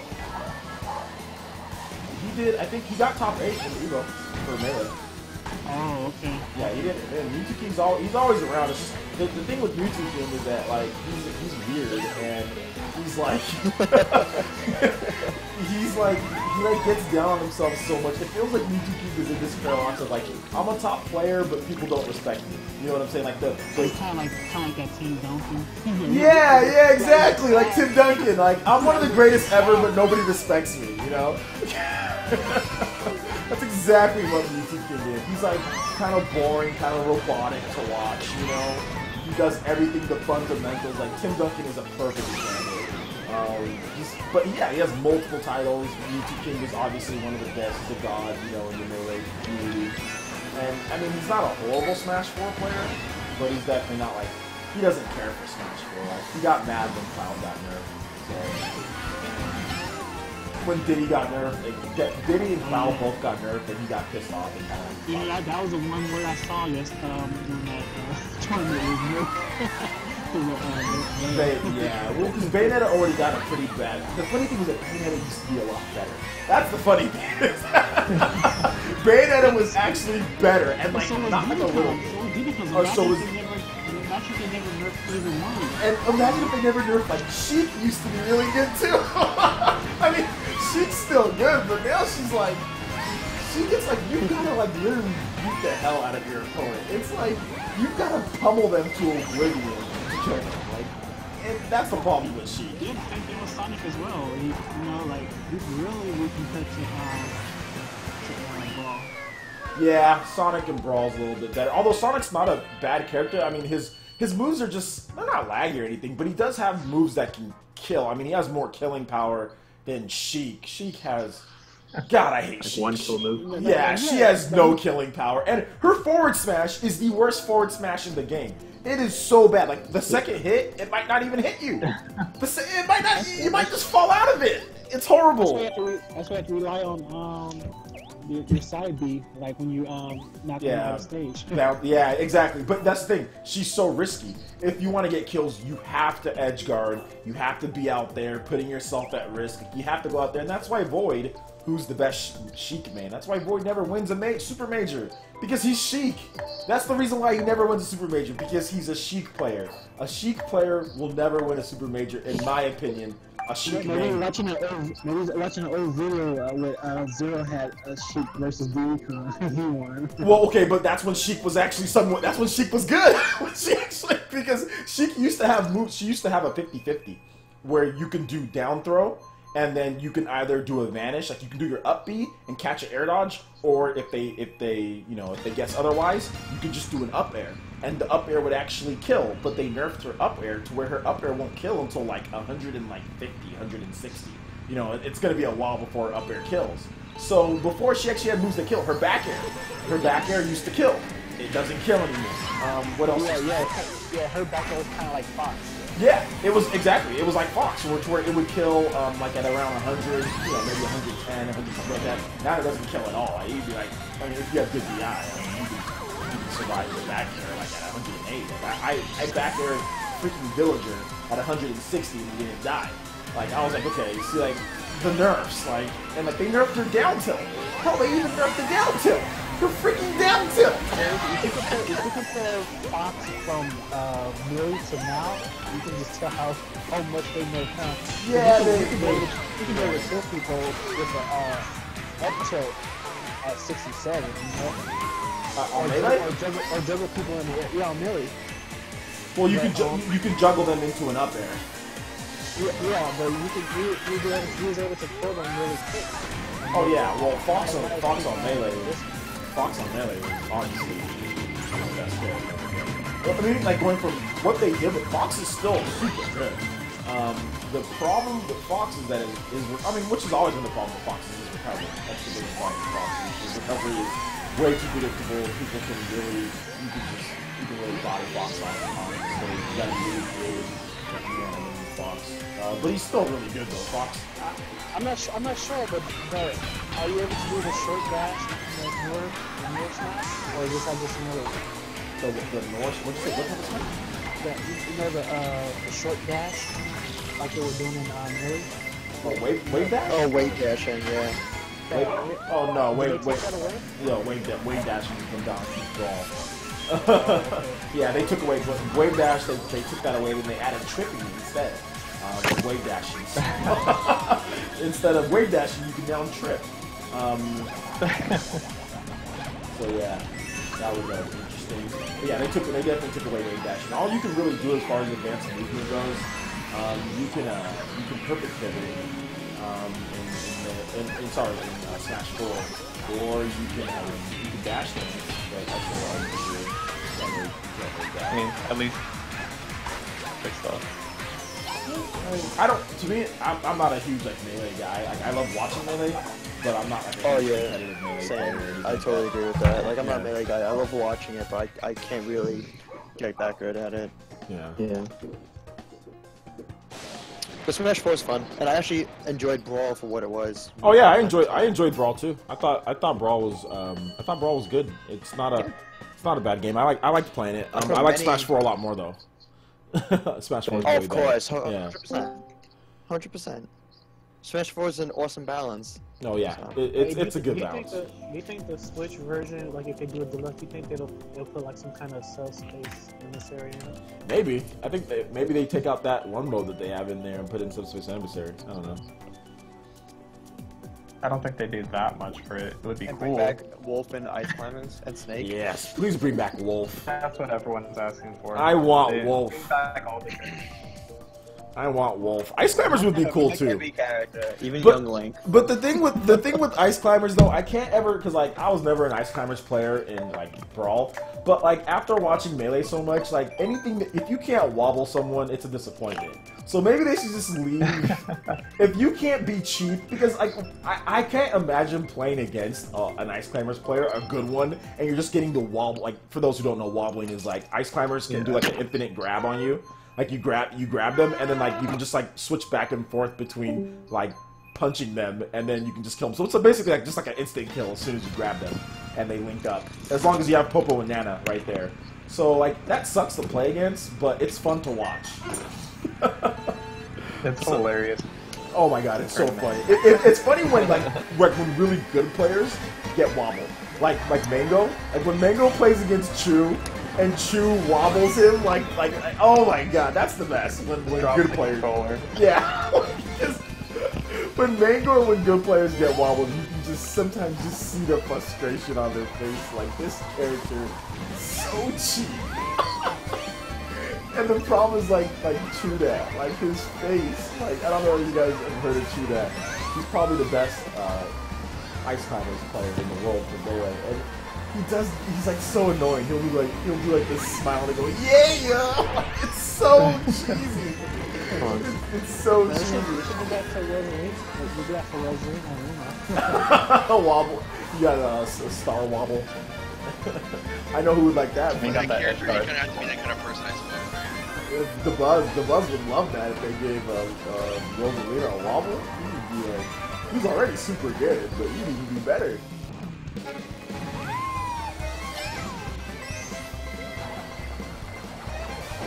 To be honest, I'm not even sure how much I've even been like paying attention to me playing it. I think I'm on autopilot right now, to be honest. Okay, I'm gonna win this one. I have got to play some rock.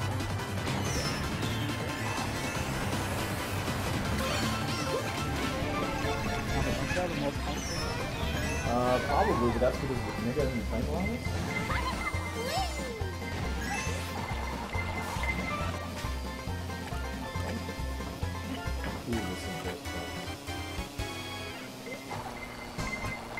Oh, I threw that. Do that.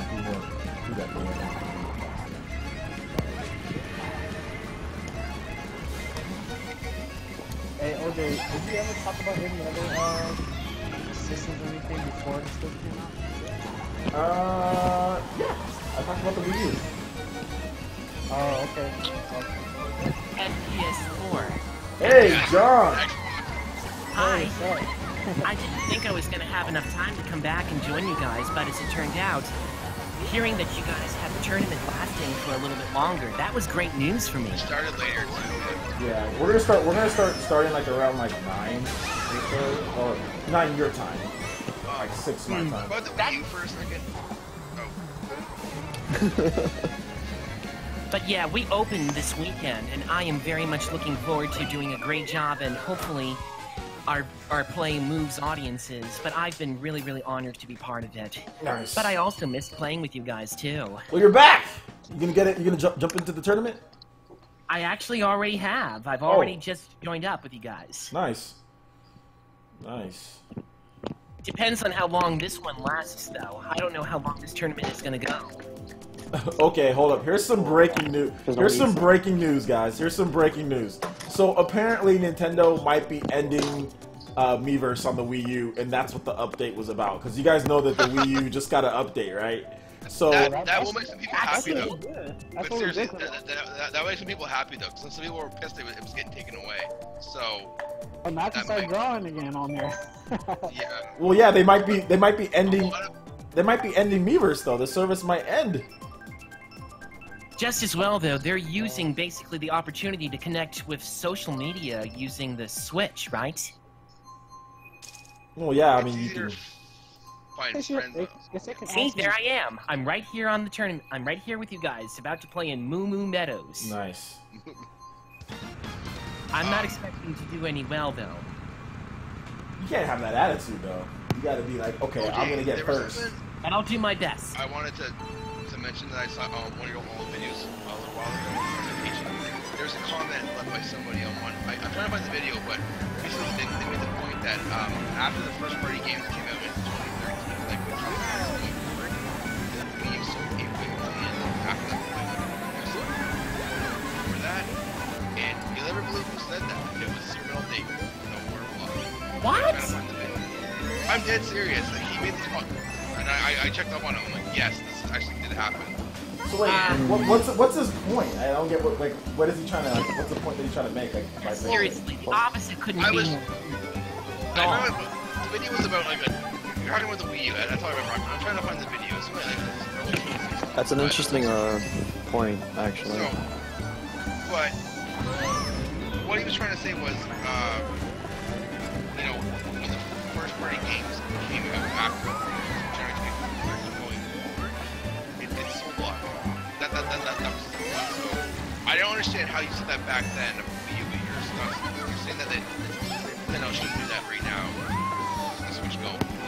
Well, is okay. I see what you're trying to say. So basically, you're saying that he's kind of like flip flopping, you know, because like. Well, yeah, he's blackballing it basically, like that. Okay, yeah. I see what you're saying. Okay, I see what you're saying. But no, or he's a hypocrite, whatever you want to call it, right?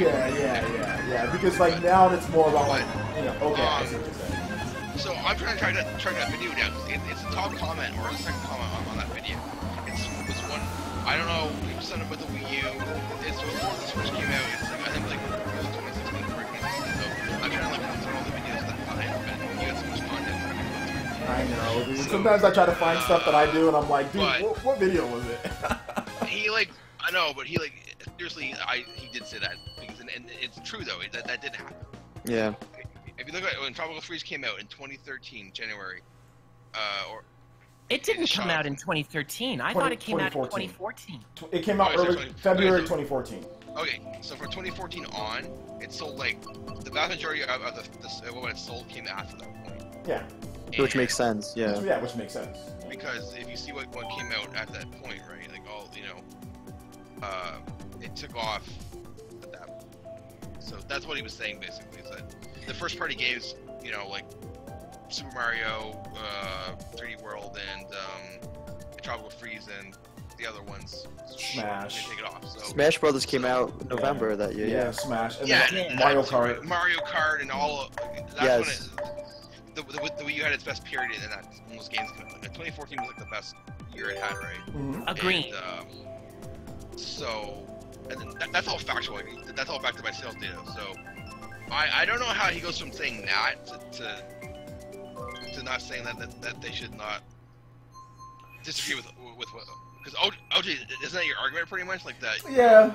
Well, that's my argument that this is the like a lot of people, like I said, they think that Nintendo thinks like the plans like the day before, like or like a week before the Switch comes out. Okay, we're going to do this now. Like no, this has been their plan with third parties This is not something that they did by themselves with third parties to boost the install base by bringing out as many first-party games as possible. And as third-party games, as the install base grows, more third-party games will be announced when the install base is there. That has been Nintendo's plan from the very beginning, and people have had issue with me really talking about that plan. A lot of people have been saying, oh, well, no, they should do this, they should do that, and I'm like, no, when you're planning things after a failure of the Wii U, you don't say, oh, this is what I think this is going to work. You go with the most solid plan, or what you think is going to work the most. And that's the way. That's the way it should be. Yeah, and exactly, because you're planning things 3 years in ahead of time. You're planning things. You know, this plan was in 2015. Nintendo started making these Switch games 2015, 2016. So this plan was way before. You know, you can't chance it and say, okay, well, let's hope that these third-party games sell. Let's try to pay, because Nintendo. People don't understand this, but third-party developers didn't fund all those Nintendo Wii U ports. Nintendo funded a lot of those ports, by the way. Nintendo doesn't say anything, but Nintendo paid for a lot of Batman, a lot of these different games. Yes, Nintendo 100% helped pay for those. Whether it was marketing, whether it was getting the teams together, whatever the case it was, Nintendo definitely helped pay for that. And they even self-published a couple of them, like, for example, Ninja Gaiden 3 Razor's Edge. Exactly, Ninja Gaiden 3 Razor's Edge. Nintendo was also very instrumental in getting Zombie U on there, as far as marketing dollars and things like that. So Nintendo literally went out of pocket for a lot of these third-party games that launched, because that's what they felt the audience wanted. Because everyone cried and complained and screamed and yelled for Western third-party games. They literally left Japanese developers behind and said, screw you guys, we're going to go with the Western market, and it completely backfired on them. Miserably. And then now when Nintendo says, well, we're not going to do that, and we're going to cater towards more of the Japanese market, which we think our audience will be more for a worldwide audience, and we can get like first-party games. When Nintendo goes with a more solid plan, then these people start coming out of the woodwork and saying, "Oh, that plan sucks." Like, no, that's not the right thing to do. Shut up. Yeah, seriously, come on. If it worked with Wii, it should work with Switch. Exactly. And the thing, Wii was not even intentional, to be honest. Wii was kind of like, a happy accident. Yeah, Wii's plan was like, hey, let's just drop. I think it was right on the success of the Wii, so I guess they thought they could get away with, sliding another system in there. That's exactly what it was. Yeah, that's why they had the same name. It's kind of like that with Xbox 360 and they came out with the Elite. It's kind of like that kind of release. Yeah. Just a minor upgraded system. To be honest, I think the thing that a lot of the people that are, whatever they're going to say to me or whatever the case is, it's really because they think that I'm like against third party, which I'm not. I'm definitely not. I have to say that every single time. I'm not against that. I don't think third party games. Not. Yeah, I'm not against it. What I'm saying is that the combinations of failures, the combinations of third-party games just not historically doing well. For example, we can even go back to the GameCube. You know what I'm saying? Like modern Nintendo systems, Resident Evil 4. Resident Evil 4 is the greatest third-party game on the GameCube, in my opinion, and I was so upset that game didn't sell more than what it did. I mean, obviously it still sold, I think it sold like 2 million something or something like that. But that game should have sold like 7 million, on the GameCube. That is the greatest third-party game, one of the greatest third-party games. It's one of my top 10 games of all time. And like that didn't even sell as much. No love for Tales of Symphonia? Dude, Resident Evil 4 is way better than Tales of Symphonia. No offense to Tales of Symphonia. No. But I still love the Resident Evil games. Absolutely. Yeah, 4 was great. No disrespect to Tales of Symphonia, but Resident Evil 4 is on another level. In mine. I know a lot of people love them. Agreed. Yeah, that was a really great game. I remember having a blast with it on the GameCube. It was so amazing. So good, especially if you played it back in 2005 when it launched. It was so innovative and so new. It was such a different kind of experience than any other game on the market. And it was amazing. Great. It's a great game. It's definitely up there with the best Resident Evils ever. And the fact that game didn't sell like 6-7 million copies, which it should have. It should have sold like 5-6 million copies. Minimum, it should have sold 5 million minimum, and it did. So I mean, that's the issue that a lot of these third-party developers have. It's like even when they put out the highest quality, it can be exclusive. Sometimes the sales they're just not there. So that's the problem that you're going to run into with Nintendo. And it doesn't matter what you do. Every time you're going to run into problem. Whether you have specs on par, whether you don't, it doesn't matter. You're always going to run into this. You're going to run into the problem because Nintendo takes up too much money with their own first party games. It's just bad. Hey, OJ, do you think that Wii U would have been more successful if they had the name Nintendo Revolution chain and did not tether the controller to the system? If you could actually take the controller with you on the go like the Switch. When you get home. Oh yeah, it would have been more successful. If you could take it anywhere with you, it would have been more successful. Even if it was that big bulky controller, it definitely would have been. Because the number one complaint was people can't barely get like 4 feet away from it. And it also depends on your walls too. Like the walls are interference.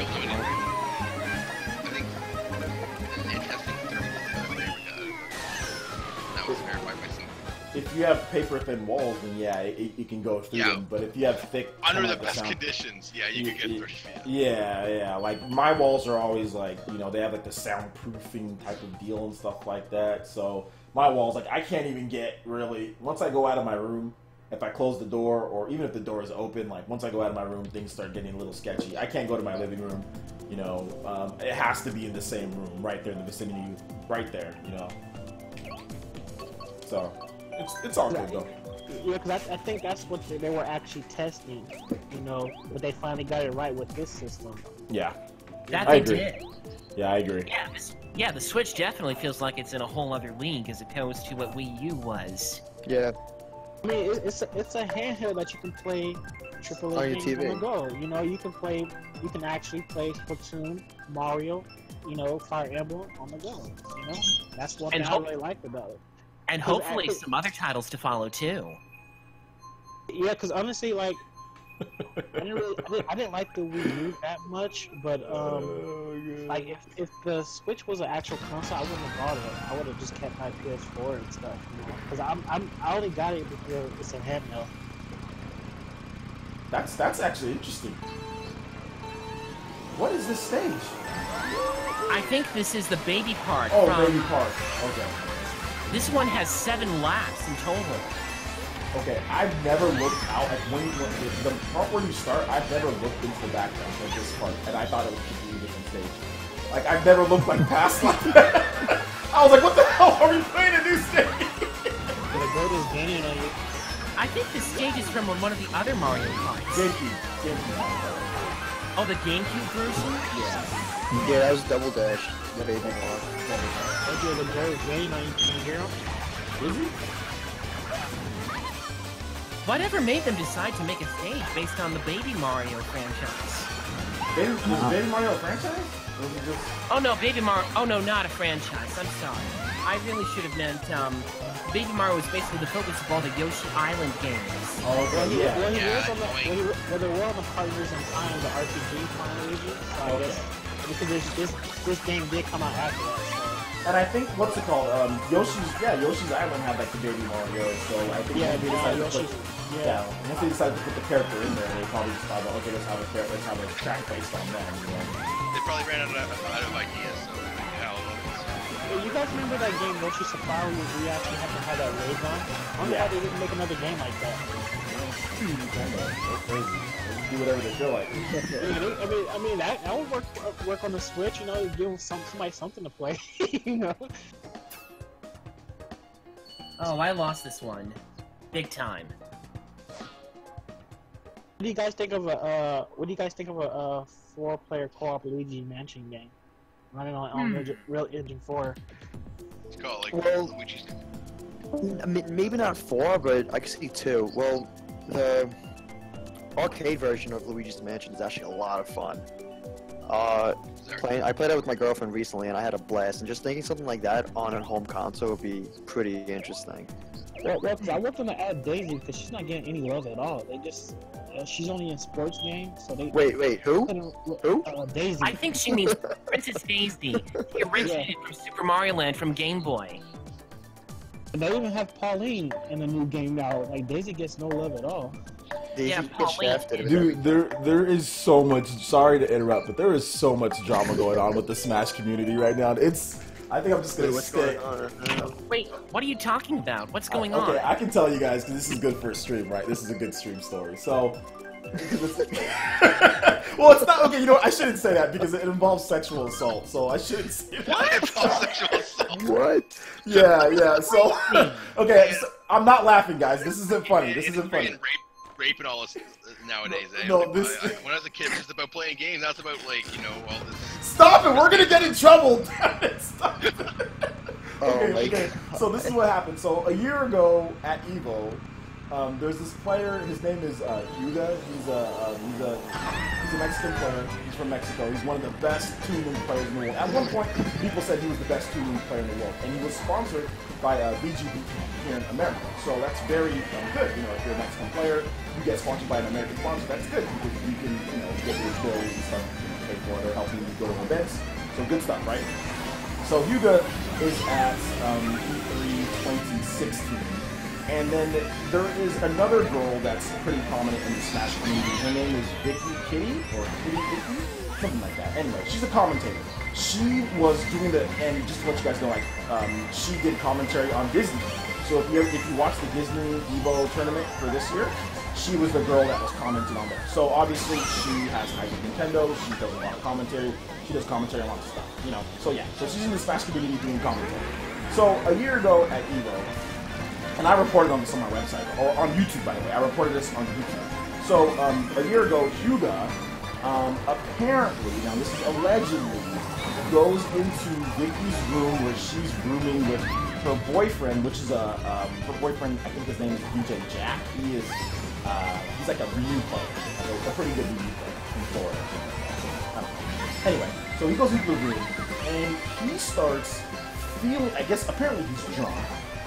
Huga's drunk, and he starts feeling up on Vicky, multiple times, and she's like stop, and he's like, still doing that, and it was like a big thing, he got kicked out of the room. That sounds really awful. Yeah, it was a pretty big deal, and basically what happened, the punishment, because there was no criminal punishment. Because Huga says that he doesn't remember if he even did that, and although he took responsibility, he said, I take responsibility, he got off social media, and every single TO in the community banned him for a year, or actually more than a year. So he was banned for more than a year. He recently just came back, I think a few months ago.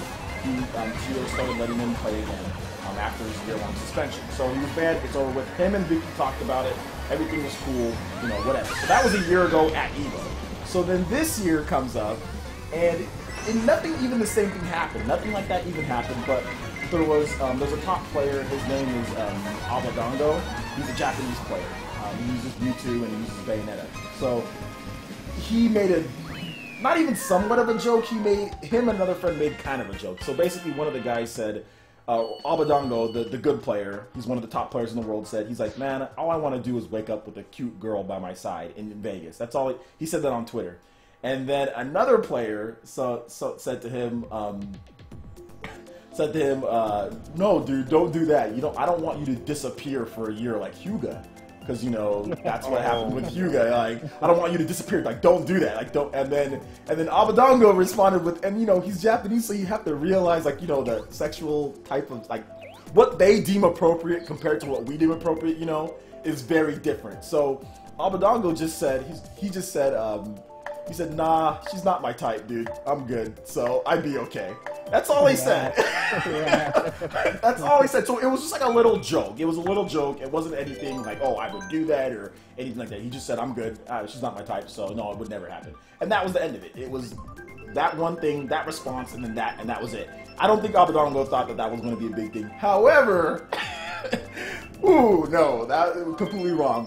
Vicky she saw the post, or at least people showed her the post, and she was like, anytime you joke about sexual assault, that's not funny. And then other players started kind of piling up on there, other good players, Soul and what was his name, Fatality, who's the Captain Falcon player, and other players, a lot of other players started not necessarily telling Abadango that, but just basically throwing backhanded shade at him because Abadango is such a nice guy and everyone loves him, in the community. And that's the thing. I was like, okay, well, you guys got something to say to Abadango. Why don't you say it to him? Stop taking back-end shots at him. You know what I'm saying? Like, stop taking backhand shots at him. Like, just say it to him. If you have a problem with what he said, just let him know. Although I don't think Abonango even thought it was going to be a big deal. I don't think anybody thought it was going to be a big deal. But yeah, she turned it into one when everyone started talking about that. And she's like, if you joke about that, that's not funny. So right now, the Smash community is in like complete turmoil of people taking sides, calling some people even calling Vicky like she's attention mongering and stuff like that, and playing the victim, even though like she kind of was. She was a victim. Oh my god. Terrible. That's horrible. People that think when they say stuff like that, like, yeah, she got groped by this dude in her own hotel room. But boyfriend, you know? the thing about it is like people are trying to say, oh well, that was a year ago, but that's not the case. I think people are mad at that she is trying to make it into something when nothing happened.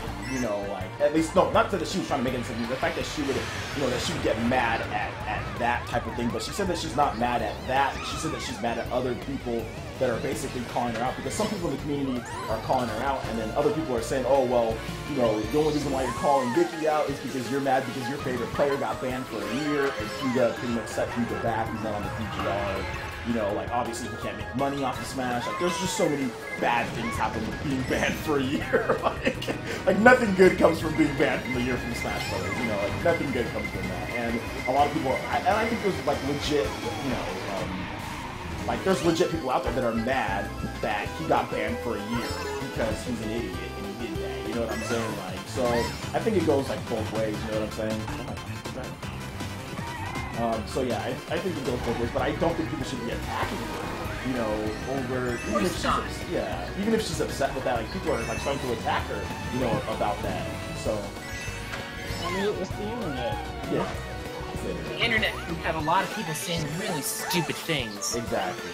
So that's the whole story with this whole thing, guys, the drama that's going on with the community right now. Well, I also personally find any kind of aggressive acts against women to be absolutely offensive. As a matter of fact, I abhor it. I mean, there's one scene in West Side Story that I just could never watch, even though I'm part of the show, because it's just so hard for me to sit through. It's toward the end of the show where Anita, trying to give Doc the message that Maria's waiting for her, is attacked and assaulted by the Jets. I can never watch that scene without getting so uncomfortable. Never. Exactly. And then, like, you know, when you're looking at it from, you know, this point of view, you have, you know, Huga, who's really liked. Everyone likes Huga because he plays Toon Link, you know? Nobody plays Toon Link. You know, so, like, so there was, like, legit people butthurt because this dude can't play for a year, you know, as far as tournaments go. I mean, he can play in Mexico. Like, they let him play there, but he couldn't. Out of the country. Down there, I don't know. But he couldn't play in the States or in Europe. Nobody in Europe would let him play. Nobody in the U.S. would let him play. Nobody in any country, I think, outside of Mexico would let him play. So, just apparently her Twitter handle is Vicky Mouse. She's also called Vicky Kitty, but yeah, I don't know, man. I was looking her up because I didn't know who she was, and yeah, Vicky Mouse is her Twitter handle. I'm on her Twitter right now through her posts and everything, but. Yeah, man, she's pretty cute. I gotta say that, you know. Oh yeah, she's definitely cute. It's just one, she has a boyfriend, and two, she didn't want that. So. Well, yeah, I know, but like I'm saying, like, you know, she's attractive there. Oh yeah. She gets hit on. She gets hit on all the time, and it's funny because you see her boyfriend DJ Jack be parrying like Ryu, man. Like every time you're like, hey man. be deflecting those people. It's the funniest one that I've seen is that when she gets hit on Twitter or over the internet, and like DJ Jack will be like, hey man, like one guy asked her out like to lunch. He's like, hey, you want to go out somewhere, you know, for dinner? And then DJ's like, dude, you got room for me too, or like, what's going on here? Is he like a big guy, or is he like? From what I understand, he's kind of a big dude. I think he's tall. He's not like buff, but he's definitely like a taller big guy. But yeah. It's just funny watching it because, like, when you're a popular personality, like, pretty obviously you're gonna have these Smash players, and you're gonna have all sorts of people hitting on, you know, girls there. Which I always tell people, you know, don't hit on girls at these events. Like, just don't do it. Of course not. Be nice with them. Be friendly with them. But it happens. Yeah, just don't hit on girls.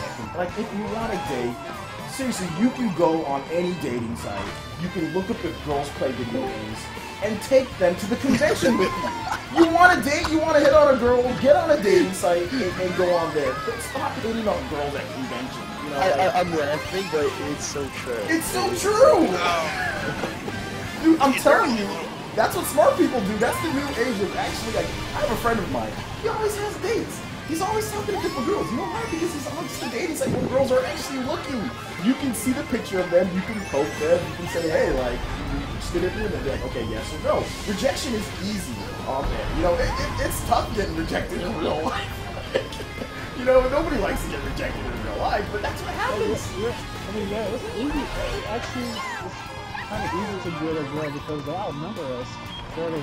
There's more women on the earth than outnumber. So you gotta find the right place. But there's this, after one lady was telling me about at my job, Deluxe, a website, where you just, you know, type in what you're looking for, or whatever, you know, if that person matches, you know, you hook you up with a couple of people that same preference or whatever, you people like that.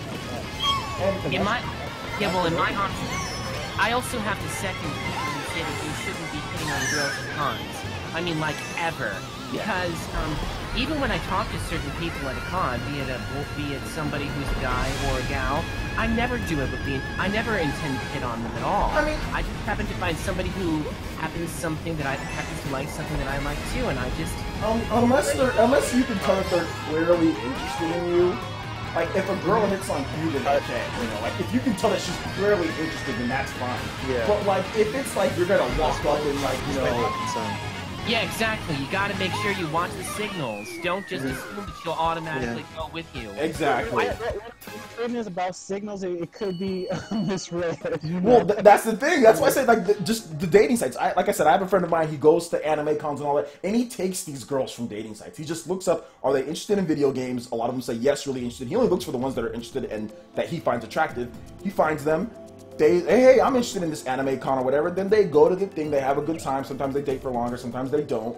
But, you know, he's always had steady girlfriends because of that. He's never had an issue or never really faced rejection in that way like people face, because it happened at Evo, like bam, bam, bam, like people getting rejected, people getting blocked and parried like left and right. I actually retweeted another video. I'm not sure if you guys follow me on Twitter, but what's the ratio of men to women in like the Smash community? I have no idea. It's completely sausage fest compared to... I kind of thought so, man. But sausage fest. You see why people like probably go after her, because like they expect, like, oh, they should expect her.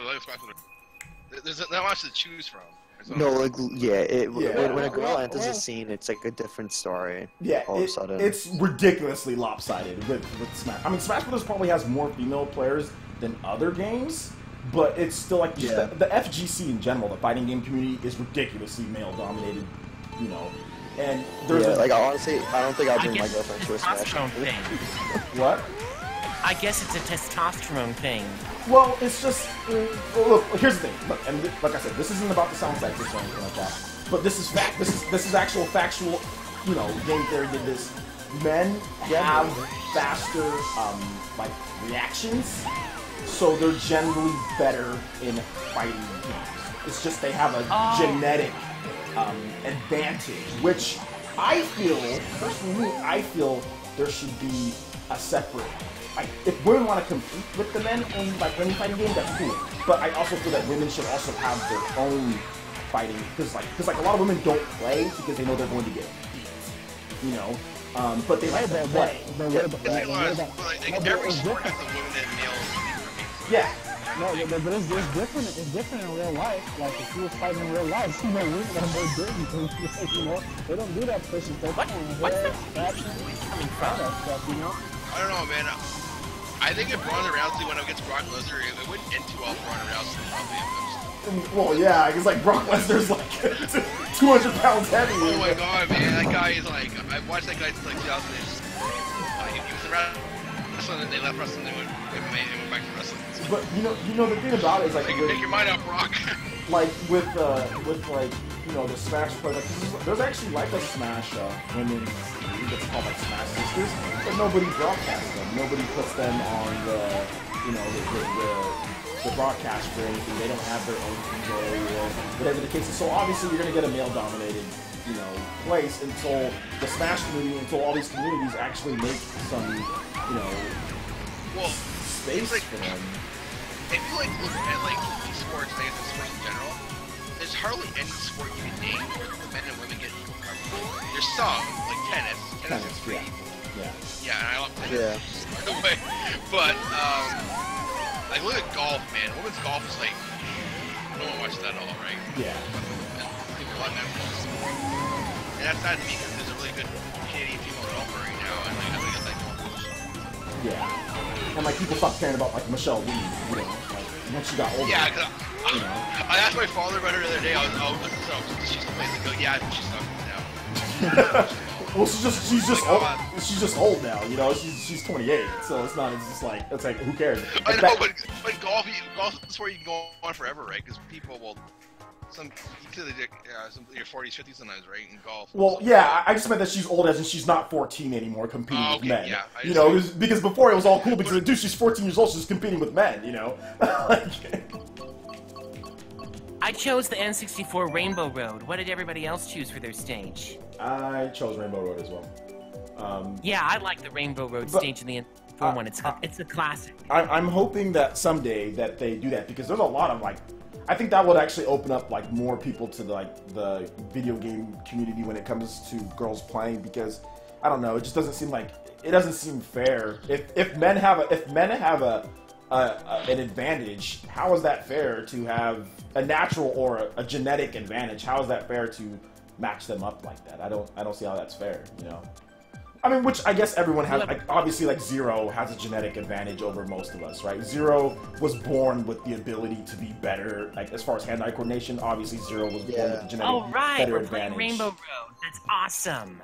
But, you know, I don't know, I would just like to see... Zero has a gift, yeah.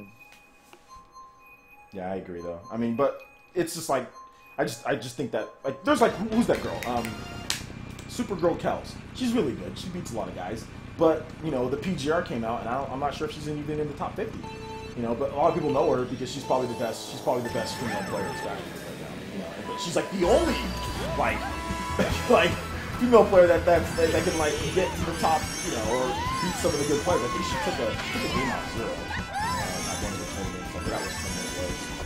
She took a game off Zero. That sort of reminds me of back in the end, Serena Williams and Patrick Backer was like, she'd be 700.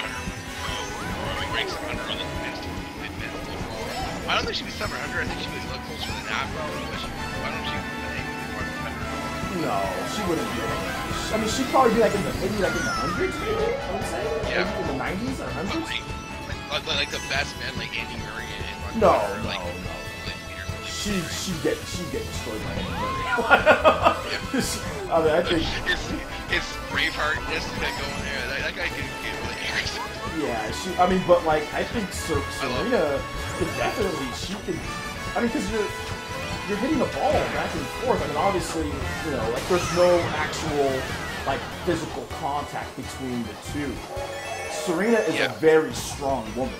Like, she is actually, she's stronger than a lot of ladies. She's very strong. She can hit tennis ball harder than anyone. Her average serve is pretty good compared to men. Yeah. But the best mega man is like 100 miles per hour when you get past her now. So I don't know if she can get up that high. Yeah, but she definitely would be 700. That's that's ridiculous. I like Macro, but he's a little crazy sometimes. Yeah, yeah. Well, just like his playing career, though, dude. He's always banging tennis rackets and going crazy and stuff, dude. So. I'm still in first place. You guys are gonna lose this tournament. I am going to win. Someone get the blue shell. No blue shells. No blue shells. No blue shells. I'm glad I'm able to play longer now that... Oh my god, what happened to this guy? Okay, never mind.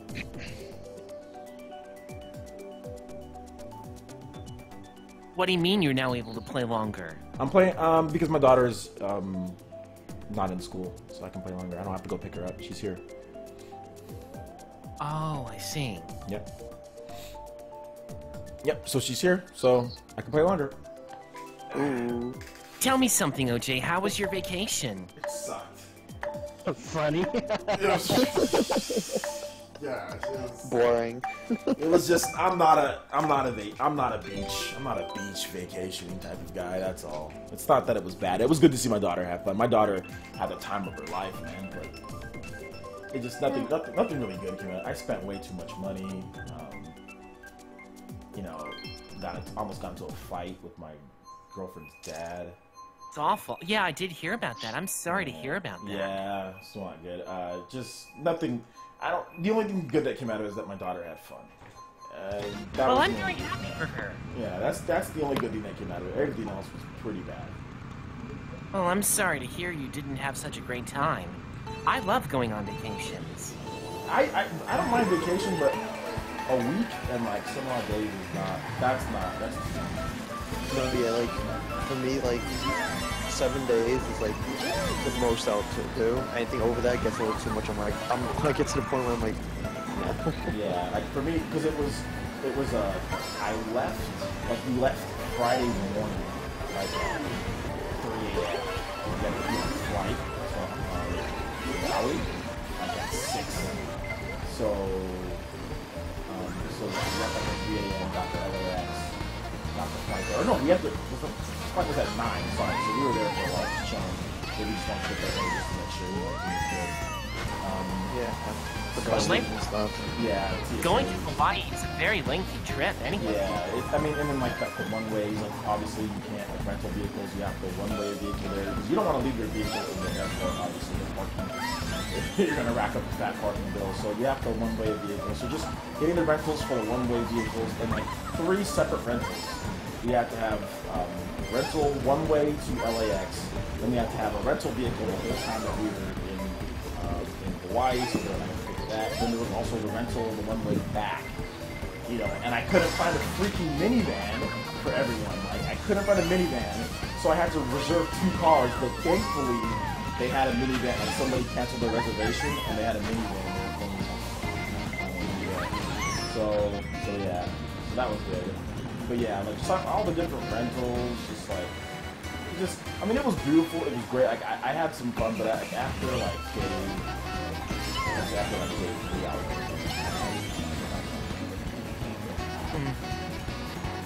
Yeah, I'm going on a cruise actually in like 2 weeks. I too will be going on vacation sometime in August. It'll probably be the week of August 8th. I'll be going to California incidentally on that week. What part of California? I'm going to Disneyland, of course. I'm going with my cousin Callie. Well, actually, I shouldn't mention any names, but I mean, we're both real suckers for theme parks, and I haven't always been to Disneyland many times. The last time I was there was approximately 2010, and I just hadn't been there in a while, and I thought it would be really nice to see. Yeah, I was just there. Yeah, I was just there in May, Disneyland. So yeah, Disneyland is great. They're constructing a new Star Wars themed park over there, by the way. You know, the thing about it, I think so. Disneyland, that's Anaheim, so that's Los Angeles area. So yeah, you're gonna have fun. I would like to visit the West Coast someday. I really want to go to San Diego Comic-Con. Oh, San Diego Comic-Con. Oh, that would be pretty interesting. I've never gone. San Diego, if price wasn't a factor, San Diego's probably the best place to live in California. If price wasn't a factor. The best place to live is probably San Diego. I once went to San Diego for a family reunion a few years back. I think it was 2013 that I went. San Diego's so good. It is so good. Like the weather. The weather year round. Year round, the weather is great. They never have bad weather. How is it in Anaheim? Is it pleasant there too? It can get hot. It can get a little hot. Hopefully nowhere nearly as bad as in Orlando, though. In Orlando, it's really hot in the summer. Anaheim, LA, Anaheim can get up to 100 degrees. It can be pretty hot. Just depending. I mean, it's not as bad as like where I live, like Central Valley. Central Valley's the worst. Like, it's dirt. You can buy a mansion here for like $30,000 kind of cheap. Like, it's dirt cheap. OJ, my brother is on with his Bowser. Oh, your brother's playing? Yeah. Nice. He just joined me. He's Bowser though. Okay. He's really good, so watch out. Okay. Okay. Let's see. I won the last race. Okay, so I won the last race. I'm going to vacation next week. Nice. Everyone's going on My cousin's vacation. wedding. And, Well, this is summer, and summer is a time to go on vacation. I'm not. It's a funny story because my cousin's like 45 years old and she's getting married for the first time just now because she waited her and her fiance for all these years. They had like 5 kids. You know, they got married. I'm like, why you guys deciding to do this now? You're wasting all this money for you put it in your whole life until now. It's like, I don't see the point of it. Yeah. They've pretty much been married forever, you know. Yeah, like caught a lot, right? And her 3 brothers have all been divorced at this point. More than once.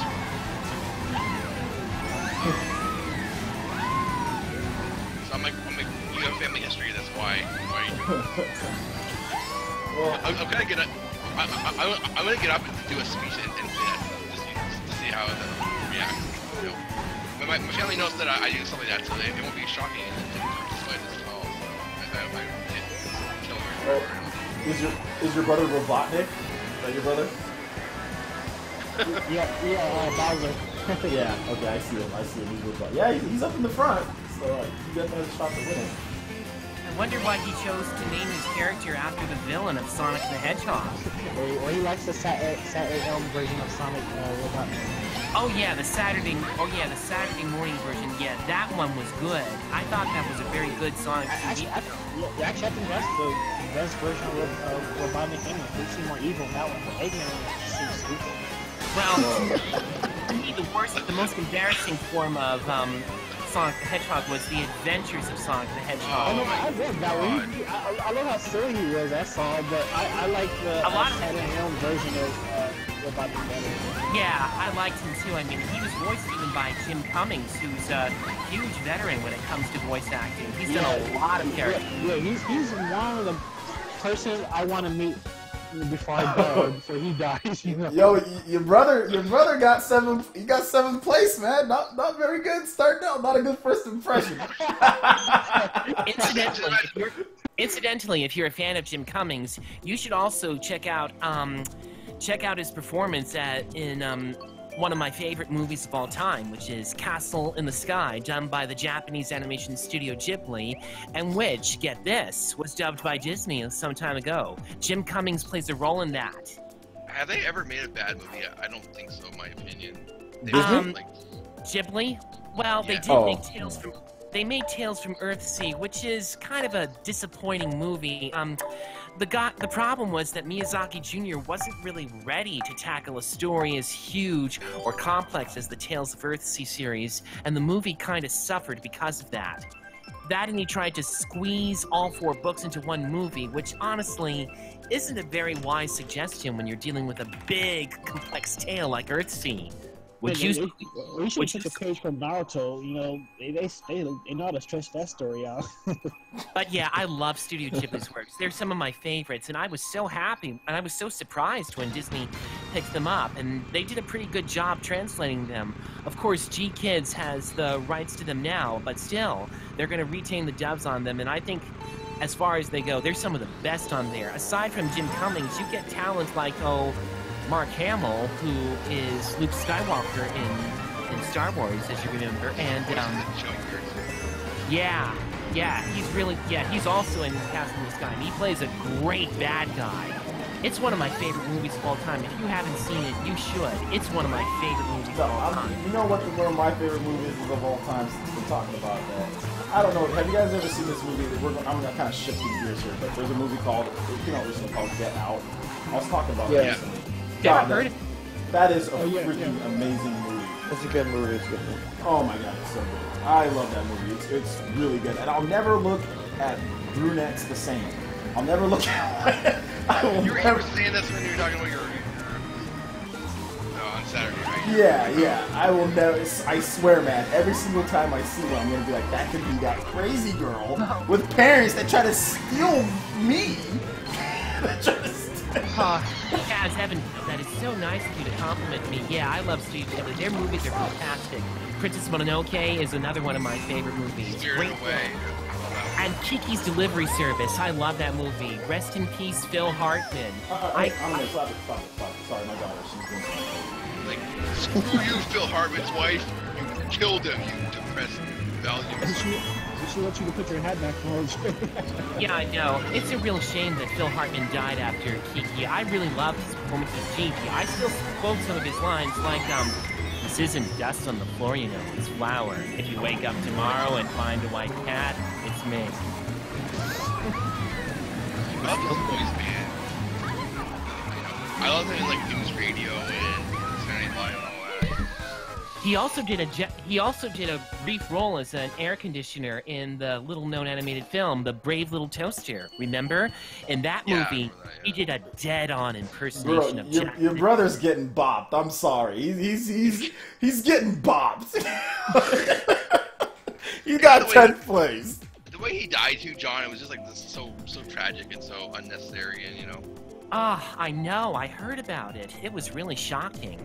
Although strangely, there are a lot of people who were absolutely furious at Phil Hartman for being cast as Gigi in that particular movie. A lot of them were saying, Phil Hartman ruined Kiki! He ruined this movie!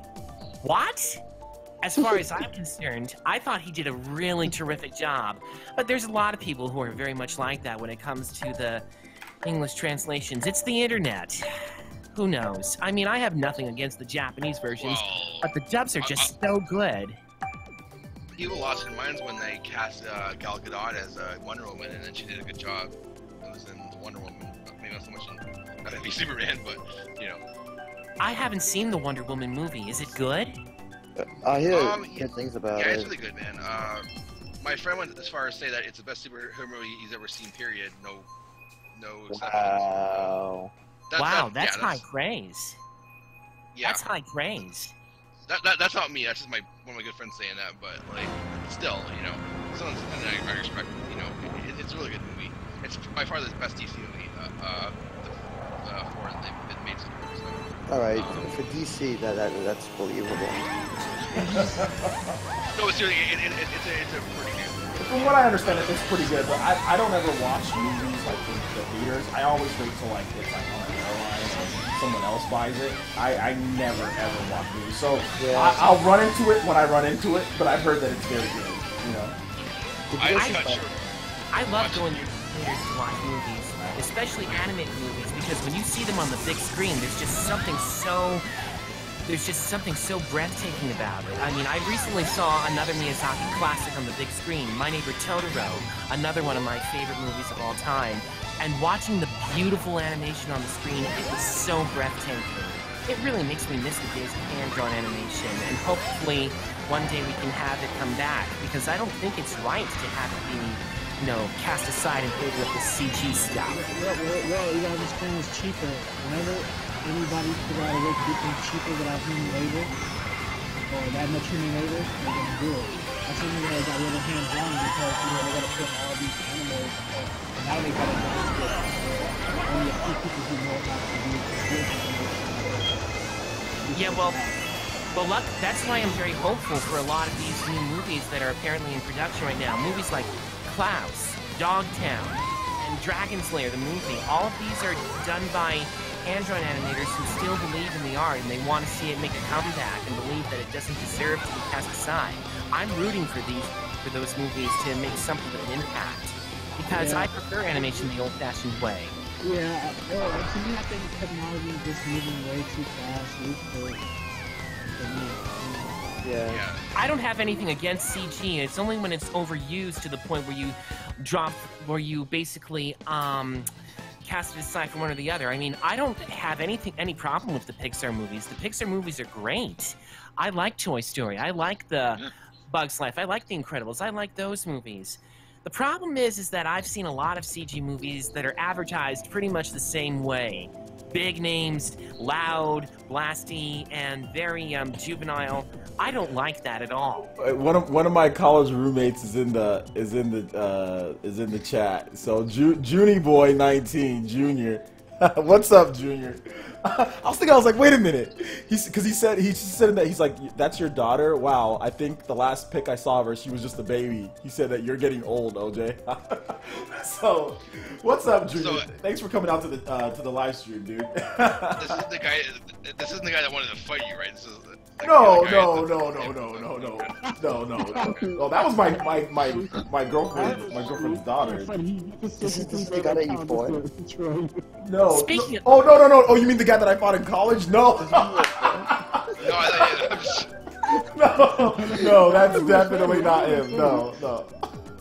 Speaking of which, I have to say that I was really quite surprised to see them throw in a Toy Story level for the new Kingdom Hearts 3 trailer. I didn't think that they were really going to do that, but I thought it looked really cool.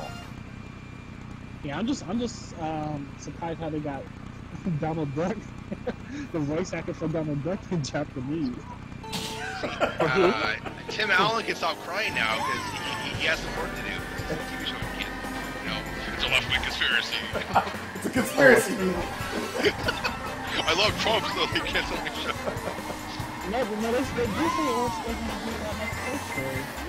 I think it's another one.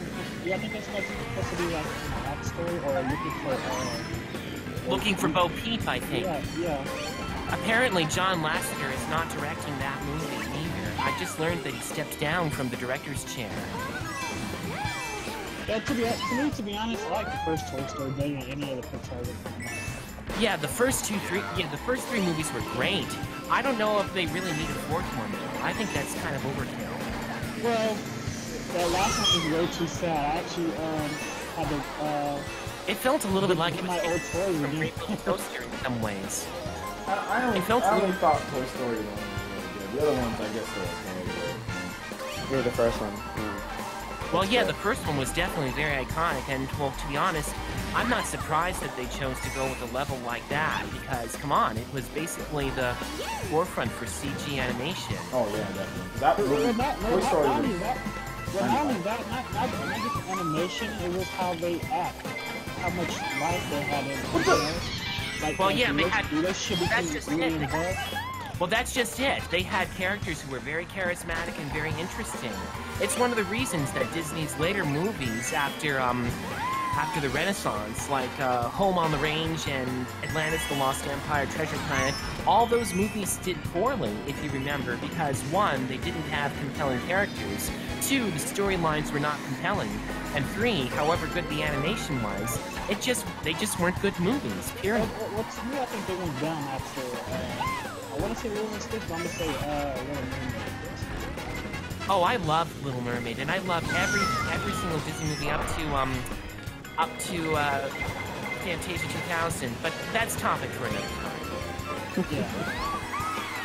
Like all those public domain stories that they use for their movies,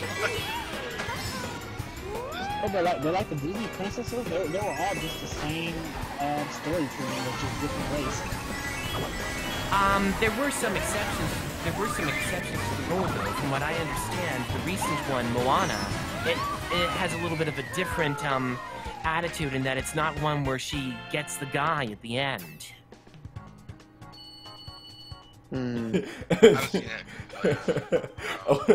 No, let me just say something to Junior, my roommate, because he's talking about when we said that if I fought him, but no, Junior, I would never fight Junior, but it was a different guy. So basically, at Fresno State, we had the dorms, like we were in the dorms, and there was like multiple people in each room. So you had like 4 rooms, and there was 2 people per room. So in that one area, there was like 8 people or something like that, or like 6 people. And then I was in a separate one, and I used to always go over to their place to hang out, play video games, and all that. And that's where Junior was. So yeah, me and Junior never got into it. I just want to make that clear.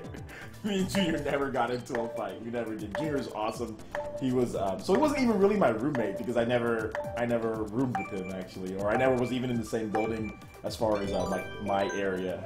But I was always over at their place, so he kind of felt like a roommate. But anyway, yeah, Junior went to Fresno State with me, so yeah.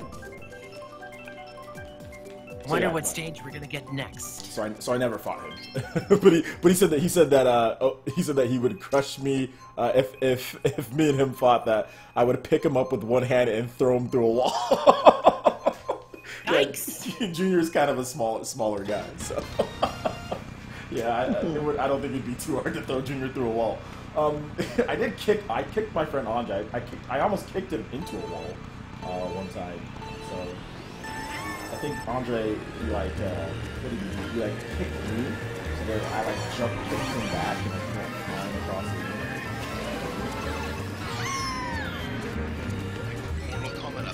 Oh man, I'm telling you, college there was all sorts of stuff that we could do. One time, my two roommates, George and Jose, they got into we were doing fight night in the door, and George and Jose fought, and if George beat Jose, he had to buy him a PS3, and George actually won it. And this guy George, he's 5'2", 120 pounds, so he was tiny. You know, and he actually won. He actually won because Jose got tired. And George put him in a headlock. So he had to buy him a PS3 because of that. You know, that was back when PS3 was still $199 or something like that. Or not, it was $299 or $300 something. So it's pretty monumental moment in our dorm when they got into a fight and they had to buy the PS3 for losing. We know a lot of Smash in Mario Kart, but the original Smash. So one guy had a 64 before. This is like 2006, and that's how. You said high school or college? It's college. Oh, okay. Because even though we all had Game Cubes and stuff like that, and PS2s or whatever, we all wanted to play that more than those games. So we all had to, 5, 6 years since. So we just played it all the time, and we got into fights over that, physical fights over Smash Brothers. We fight out the room and punch you in the face now, kind of thing. But oh my god! Oh yeah, it happened a few times, but we were drinking, so I don't know if alcohol. So it's all good. It's all good since alcohol is involved. It's all good. Yeah, it's all good. What's this from 7 Gamer right here? Operation Samus Returns. What's up with that? Oh, she's just talking, or they're just talking about the new Samus. So buy the game, when it comes out. Oh, I already have it pre-ordered. I pre-ordered. Yeah, I do too. Yeah. I got the special edition pre-ordered. Me too. I have the special edition pre-ordered. I'm excited to play it, but it's not I'm not oh my gosh, this is crazy. But I'm just buying it just to show support. I'm just buying it. It'll be fascinating to play Metroid 2 basically in beautiful 3D art. Oh yeah, it's gonna be good. I think it's gonna be pretty cool. Yes. People are still crying about that fan-made game. No, I'm okay. You know why they cancel it? Because you have an official one. Do you know how much people if you go back to my video, I don't know if you guys were following me then, but I made a video about that. And you know how many people were saying that I was damage controlling because I said Nintendo could probably make Nintendo could probably making a remake of the That's not damage controlling. Yeah, but that's what people tell. Yeah, that's what people tell you. Like I said, go in that video and people argue with me. I'm like, dude, look, Nintendo could probably be making. I even said that in the video. Nintendo might be making their own remake. Nintendo makes remakes all the time. They made a remake of Metroid, the original Metroid. They made Zero Mission. So right, Metroid. Right, Zero Mission is my favorite Metroid game. Yeah, so why don't you think they could make a remake of Metroid 2? Why are you guys arguing about this? This is stupid. Just because you announce something doesn't mean it's not going to happen. It doesn't mean that they didn't have plans for it. People were trying to complain and telling me all this stuff, and then seriously, once that got announced, those people, they had nowhere to be found. Everyone who made negative videos, nobody came out and apologized for all those stupid videos they made complaining at Nintendo about with all this. Nobody said anything. Which, man, I want to call people out so I'm not going to. Man, I really want to. Yeah, there's no need to. But there was popular, big YouTubers who made videos and basically bashing, and some of them even bashing other people for defending Nintendo on the matter, saying, "Oh, well, Nintendo's not doing anything with Metroid, blah blah blah blah blah." And I'm like, man, you guys go. And now that 2 games coming out. I know. Yeah. Man, you guys are really dumb. Do you feel the same right now with what's been happening lately with, you know, your debates and all that? It's to me, like I said, this is not just like a lot of people like to talk on emotion, which is fine. Talking on emotions is okay. But when your emotion clouds like simple, like simple. This is nothing that I've said is very complicated. Yeah, simple logic. When your emotion clouds like simple logic, that's when like I'm like, okay, yeah, you're gonna sound really dumb. You look really dumb. There's a lot of people who love certain things, so they get mad when people don't, you know, agree with them, or they feel like that's not necessarily the best business decision. So they get upset, and that's why they make videos. You know, that's why they make videos complaining and crying about me and calling me names. Is because they get upset because I'm telling them the truth. But once again, this is the truth. Like, we're talking about games that are like, I think even my debate with Furious Rants, we talked about, he's like, oh, well, nothing was announced. There's no third-party games. Nothing of them are coming. And then WWE was announced, and then Blaze Blue's probably going to come. Then the director said Kingdom Hearts could be coming. I mean, you're going to see these announcements, you know. Oh yeah, when I heard that, I was literally screaming loudly because I was like, "Yay! It's possible!" Well, we already knew it was possible. Here's the thing that's going to happen. Here's what's going to dictate whether it gets ported or not. In my opinion, if Nintendo can reverse these stock issues, and by the time Kingdom Hearts 3 launches, if the Switch is at 25 million, I mean, let's just say this thing launches in late 2018. You know, if the Switch is at 20 something million, Square Enix would be absolutely idiotic to not port it over to the system, especially in Japan. It would just be it's a bad business. Japan has like 4 or 5 million over there. You know? Yeah, it's just a bad business decision. Provided that they actually release it in 2018 and don't push it back. It's coming out in 2018 days. I'll take the other Kingdom Hearts collection. You know. Oh yeah, I'd love that too. The remixes, yeah. Oh yeah, absolutely. I already own them for PS3, but I would absolutely love to double dip on them on the Switch, if only to have them together on one system. But I'm so curious on what Square Enix is bringing over to the Switch, though. I am so curious on what they're bringing over. Me too, but I'm trying to be very careful about it as well. I don't want to set myself up for disappointment. Final Fantasy VII? Oh, that game, who knows if that game is going to even be ready in time, period. I'd rather bring over the original Final Fantasy VII instead. I'll tell you later. Well, I'm getting that on PS4. If it does come to the Switch, I'll just rebuy it. But I'll double yeah, I definitely am all for getting it on Switch, but at this point, support the PC remaster of Final Fantasy VII. I'd rather have that at this point, since the remake is taking forever to come out. When was it first announced? 2015? Yeah, it was. They announced it way too damn early. I mean, honestly, we could be seeing a Final Fantasy 15 kind of dilemma. But I'm liking how Nintendo's handling releases. Like, they announce it, and it's like, oh, it's coming out really soon, so the hype stays up. Yeah, I like that. Yeah, I'm pretty sure because they already have the game at least 80% or 60% done before they even announce it. Well, here's the thing, too. 15 has zero chance of actually happening because it ran on an engine that really could not have been done on the Switch. It would have been too demanding. Unreal Engine... Final Fantasy VII Remake... They can port it if they wanted to. Well, they could take out the particle effects, the grass, you know, some enemies if they wanted to actually... But the resolution probably be terrible. Yeah, if they wanted to port it, they could port it. It's just a matter of actually doing the work. I do think 7 is more likely because of Unreal Engine 4, although that depends on how much they decide to stretch it. Although with the scalability, it won't really be an issue, though. But to me, to be honest, I think they just concentrate on the PS4 because that's the only one they mentioned so far. So whatever happened after that, you know. Yeah, exactly. Finish the damn game first, and then port it. That's what I say. Finish first, port then. Yeah. Yeah. So it's probably gonna be like at least 6 months before you even see it on any other platform or whatever.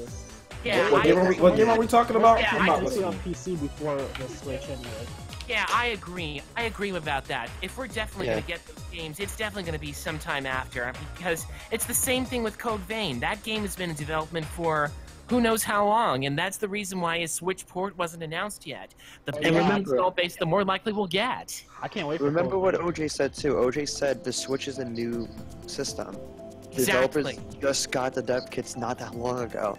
You can't just Right, snap your last year. fingers Well, and the immediately get a toy. Well, the PS4 was a new system and an X1, but the thing is, like, they knew about it. Nintendo waited to the last moment to actually give anybody anything. That's the That's the problem. thing. Nintendo was being super secretive about this system, Not, unfortunately. not only that, but also the PS4 and Xbox One are very similar to PC. Too. Yes. So it's not like there's a big they turnover both from.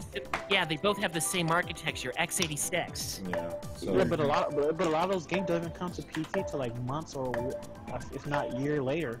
You know. Some of them don't even come to PC at all. Well, a lot of the games do Yeah. though. Like a lot of them, like most of the games, the third-party games that come out do come to PC, you know, as well at the same time. I mean, some of them don't. Like for example, I know like Grand Theft Auto, you know, that was a big game that didn't come to PC at the same time as. And there was. Hey, do you think And it's Sony? still Do you think sold Sony? well. Do you think Sony paid for Persona 5? Because I was wondering why they didn't put that on the PC. Yeah, they did. Oh yeah, 100%, 100%. 100% they did. Yeah. Okay, so we're not gonna see that on the Switch. But I don't think it was really, It's I not don't think it was exclusive. really. I don't think they paid for it as in like a 100% like exclusive. Like it's never coming in. It's Time. I It's think definitely a it's time time. exclusive. But it's just a matter of atmosphere that the new porting of the system. In my opinion, yes, there's a big new porting. Yes. Yeah. But whatever. If it doesn't come, whatever. I would have done it. What's some of I'm those? gonna get mine on my PS3, by the way. I'm gonna check it out on my PS3. It's the exact same thing. Is it really any good? Persona? Yeah, is it great? Oh yeah. Oh yeah. Like you can replay that forever. You know? Everyone like jumped in and was like, oh hell yeah. Wow, Persona's amazing. wow, that's real high praise. I gotta check it out. My friend got I Persona have the 5 and he loved it. I have the collector's edition. I didn't want to open it though. I should have just bought it extra copy. Was the collector's edition the steel cover one? Well, there's two. Yeah, my friend got that. There was. I bought the biggest one, that Take Your Heart one, which is like a bag, the whole. That's what I have. Yeah, that's the one I have. What's that beeping noise? What's going on? It's someone's fire alarm. Someone's yeah, the batteries Smoke are low. alarm. Change the batteries. Yeah, smoke alarm. Oh no, I'm watching you guys on YouTube Who's right now. cooking That's Matt why. 3 now? Breaking Bad? Who's Breaking Bad? Oh no, I'm watching you guys on YouTube. Maybe that's why you can hear it. No, it's like a beep. It's like a high pitched beep. Oh, it's probably the Yeah, it black. sounds like a smoke It sounds like a detector. smoke detector, yeah. Yeah. Definitely sounds like a smoke detector You know on what? its The best way for whoever's it is, the best way is to go to Home Depot. They have those ones that last for 10 years with no battery. That's awesome. I just broke mine. Wow, they actually offer smoke detectors with no batteries. No batteries. You can get them at Home Depot, Lowe's, all that place. All those things are What worth a time to be alive. Yeah, I know, seriously. And they last for 10 years, no battery. They got a 10-year battery in there, and it's awesome. You just gotta replace them every 10 years. The future is now. No battery. Because you know what kept on happening? Like every single 6 months, my daughter is in my face, and she's putting something on me. Stop it. Every single time that I would like my freaking smoke alarm detector would keep on going off, even though I changed the battery like 6 or 7 months ago. So I got tired of it. So let's see if there's anything else. Any other options. No, it's been working great. No beeping. Well, that's great to hear. The only beeping that you can hear if you do hear something is it's always my alarm because my alarm's not activated. What are you gonna show me? Or you guys play. Why is it that your daughter is named after the anime genre? I'm curious. She's not. It's just her. There's a name. It's just the name. Yeah. Oh, I heard before, man. Yeah, it's actually kind You of. should have named her Hinata. Yeah, right. You might even no way. That name's been around for a while too. It goes back a while, I think. And it's not like it just came on now, but you know, so I've heard like some of my. I think like one of my relatives has that name actually as well. It's like older relative. I mean, Hey OJ, have you ever had Tasha on the live stream? Natasha Connor. Yeah. Man, she got deep pockets, eh? She like to throw the money at you, OJ. I see all the time. He don't have his headphones on. Oh, you don't? Shit, okay. I'll have to repeat that for him then anyway. Well, what you call it, you guys? So, what would be your dream game port to the Switch?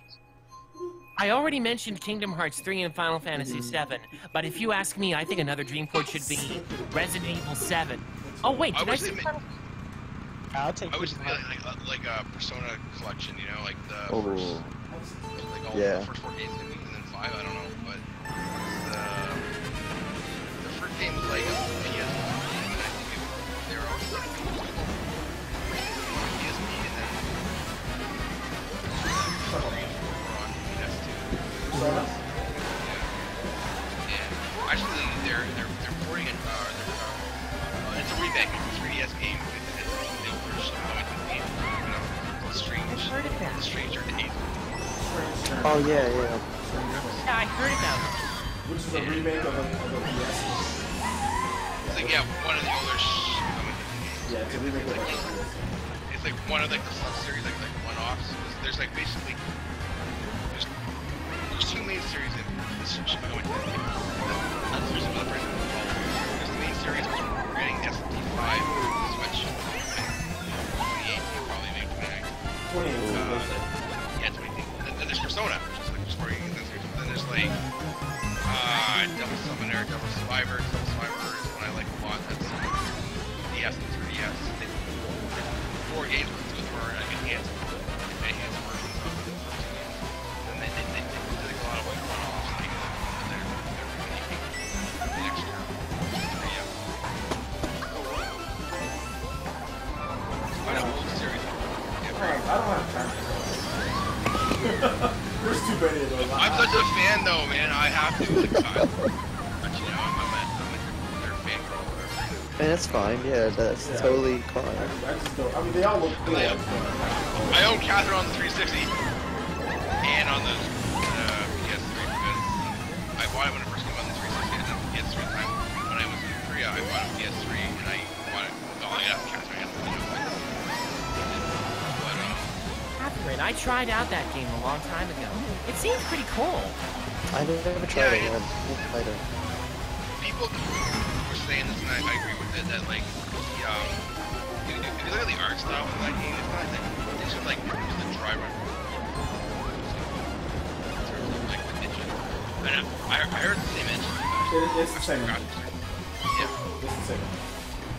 They even put like the characters like like the clothes are DLC, like so you can like dress up the Persona 5 one and yeah. So like all this kind of stuff like 6 years ago. But Oh, OJ, So- what is your dream port for the Switch? Dream port? Yeah, Like any game?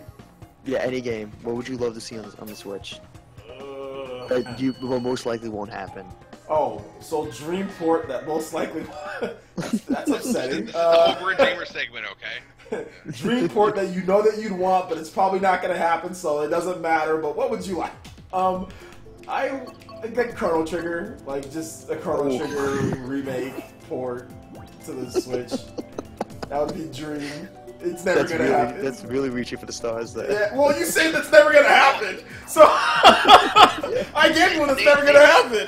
They could port the DS version, which is the best version of that game. No, I mean like a I real support the remake. Super NES version. No, I mean like a real Really? port remake, like a real remake, not like the Virtual Console release, not that. I meant like a real remake. Oh, like from the ground up, a new engine. Yeah, like a real remake of the game.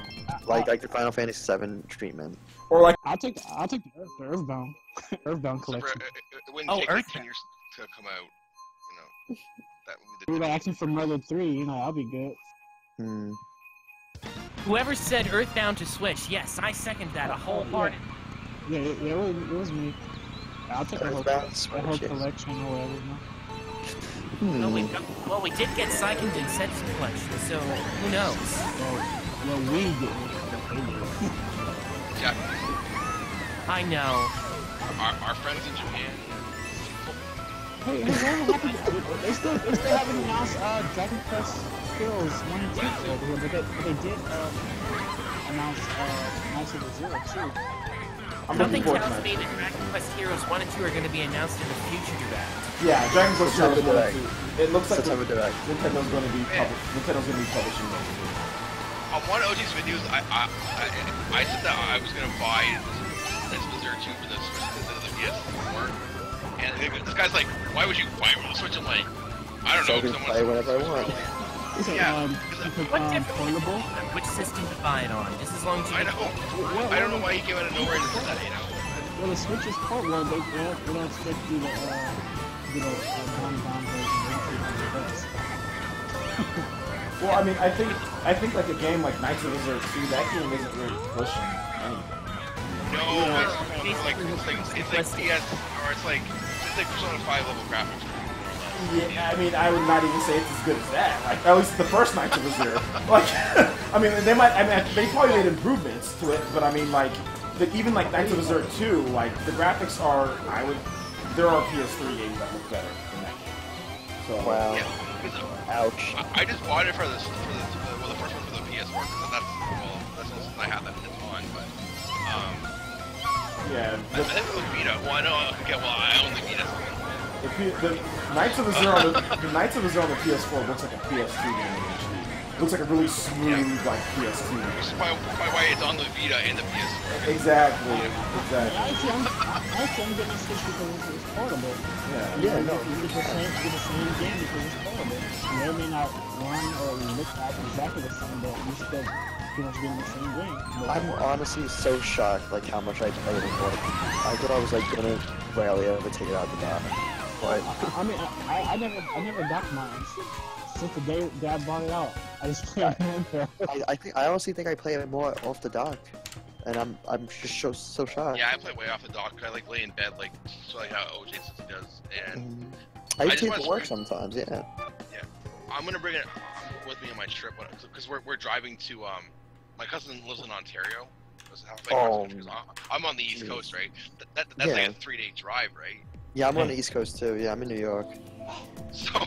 New York, wow. Yeah, I'm in the city. Yeah.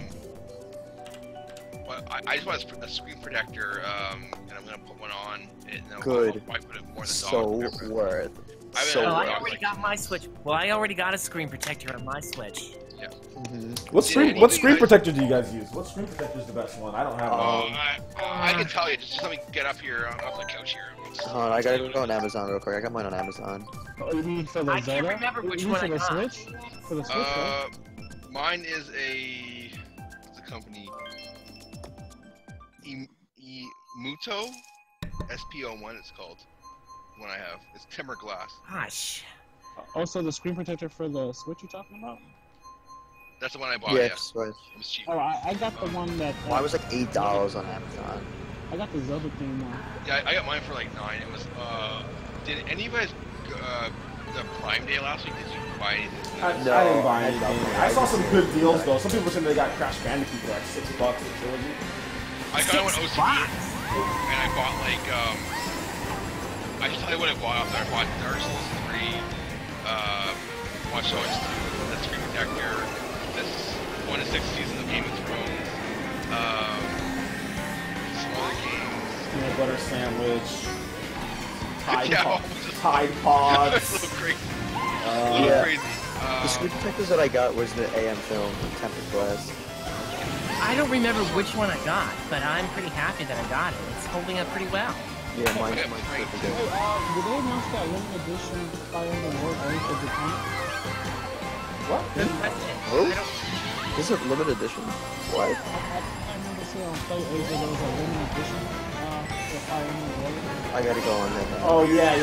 It's only been announced for Japan so far. Hey, do you think they had one for Xenoblade? A limited edition? I think they will again. Yeah, I think they will because they did one for X. Yeah. They had one for Chronicles, yeah. So, but They did it for both. They did it for both games, didn't they? They did it for the first one too. They did? What was the If I limited? remember correctly, yes. There was an edition where they came with the art book. Really? I don't know. Because there was only it was a GameStop exclusive. And I don't remember GameStop. It was. It was a GameStop exclusive. I don't remember them having any type of special edition. But I mean, I could be wrong. Yeah, that's something I was forward to see if any of those games get limited edition to start here. Well, a lot of the time, if you have a Prime and you buy like regular edition, they'll send like the upgraded version. Like I ordered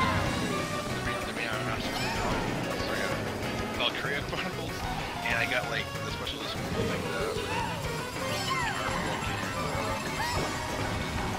I never get that lucky with Amazon. Yeah, being a Prime member is good because like when the amiibos were sold out for Zelda, they had some for Prime members only. Like they put some aside for Prime members only, so that's how I got mine. I'm so bad with Amiibo. I have a problem. I stopped buying Well, I them. only get certain characters. I don't get every last one of them. I have every single North American released one. oh my Not me. god. I only have 2. I'm not that bad. I probably have over 50 of them now. Just And you want to hear the worst part? I'm a new in-box collector. oh really? I buy I doubles open and all ones mine that I because I love. want to use them in the game, but like I do have quite a lot of them. I cut back though. I bought a lot in 2014 and 2015, but I don't really buy that much anymore. Yeah, I bought a lot in 2014 when they launched. I bought all the season 1 or whatever, the first wave. Yeah. But then after that, I kind of just bought them Okay. sparingly. No. The only I got most amiibo of the that I'm Smash looking Bros. for is Cloud right now. Oh, Oh, good luck with that one, man. Oh, is that going to be a hard to find one too? it's It's Cloud. Cloud, man. It's Cloud. Yeah, Like, I want. just don't try to get at GameStop because they be really shady. They be hiding Well- hiding some for their friends and their family. Oh yeah. Especially when it comes to The pre-order other stuff. the other day I went to my GameStop. I was just curious, okay, do you have any extra amiibos of anything coming out this Friday? And he's like, surprisingly, we have a few leftover Cloud amiibo. I was like, wow. But he said everything else is sold out. When's the Cloud Amiibo coming? This Friday. That's the same day that Splatoon is, that Splatoon 2 is hitting, right? Yep, I'm dropping a lot of money on that. But they're not taking pre-orders for those videos, right? I don't remember. Yeah, I don't think they're taking I don't pre-orders. know. I think, I went- I I think walked to mine. they were actually. Yeah, they were. I walked right in, like 2 days after the Direct back in April. I was like, hey, I want to do all the things I got announced today at the Direct. And that's how I did it. Did you get both colors or both? Because there's two. I got both. Yep, You know- Oh I my have god, that's like 6 of me. You know I what? had to. Dude, you know what? Like I I pre-ordered the wanted like Legend of Zelda. Like I think it was Majora's Mask Link. And I didn't even go pick it up from Best Buy. So they gave it away to somebody else. Oh no. I was just so lazy. That's how lazy I am. Sometimes if I just don't feel like going somewhere, I just don't do it. Yeah, you're like, yeah, screw it. Yeah, and it was paid for and everything. They refunded me my money. And it was like, hey, It's kind of hard to get a pre-order for Amiibos in this town because it's too small. But like, I got Almasalga like down GameStop down south in the States. But the ones they wanted, that's like one I have to because they're both packed together, so it wasn't too bad. But I wanted to order like 6 of them, but it cost too much. They wanted to charge like 15 import fee for all 6 of each one of them. So it's like, you know, Oh my god. I'm better off waiting until people scalp them than waiting until the price goes down and buying them from the scalper because they would charge. I saw Almasalga for about the regular price. Like, like, why are you scalping this for regular price? I don't understand. It's kind of pointless to me, but. I haven't succumbed to the scalper. yeah, I don't see how it's scalpers. Hey, do you guys think they'll eventually make Nintendo Records new this will collect you know. Oh, that would be so funny. if- Nintendo Reddit, Krista Yade Amiibo. I would want I bet they'll sell out. A Reggie Amiibo would sell so much. Like everyone would want that Reggie Amiibo. Like they would. It's a bad idea because they wouldn't be able to meet demand, in my opinion. Especially had the Fiza Mech. Especially if they had the Fiza Mech version. Oh, a Fiza Mech. Nintendo would easily win E3 if they announced it at E3. That's all they have to They announce. would win E3 hands down. If Nintendo came to E3 with all they say, we have one thing, and it's Reggie Amiibo. You can experience Reggie. There should be like a puppet Reggie, right? Because he was the puppet that one time, right? And that one E3. Reggie. And then they had like I want a puppet and like. You would have lines queuing up just to see the Reggie amiibo, just to see what like the Reggie. It doesn't do anything. Maybe like it does nothing, and you can still just see people lining up for this Reggie amiibo. If they did that, I would be like I said. It's not a good idea because they wouldn't be able to keep demand. There's just too much meme. Yeah. The meme culture is too strong. That's the thing though. That's the thing though. That's Nintendo. They always come out with something that they can't keep demand. But this is honestly like, this is on another level though. This is on a completely different. when you tap the amiibo, it just says my body is Reggie. That's yeah, like if they did, like, let's say they did. It's like anytime you tap it, it says my body is Reggie. It's like a real life person, right? So it's kind of like that's why it's so different. It's like a real life person. They wouldn't be able to keep that. That would easily be the strongest amiibo, like soul sounds wise. No. If you tap it, you get hints of the next game that's gonna be released on Nintendo.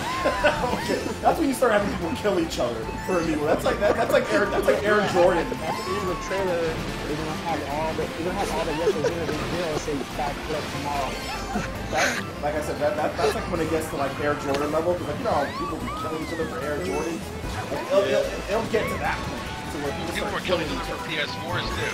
Yeah, that happened. Two people were killing each other for PS4s. Yes, they were.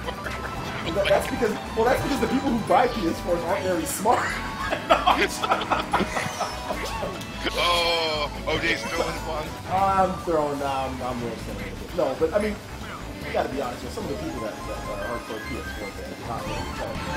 That's just some of the hardcore PS4 fans that I run across. Like, yikes.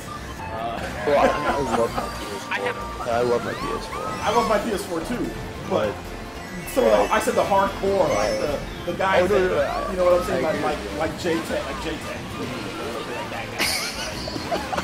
like that guy, like stupidity on that level. Like that's like, seems like a good dude. You know, this is like a great gamer, plays a lot of games. You know, it's just an idiot. Johnny or somebody like that, because that guy's a whole level on his own. But Jack Mood is more of a troll than anything. I don't think I'm going to that dude. Like I legitimately think J-Tech is that stupid. Jack is invisible. That's stupid. Like legitimately, like J-Tech is like I said, I got blocked by him for simply just destroying my lobby. I think I've already said this, but I'll say it again for those people who didn't hear it.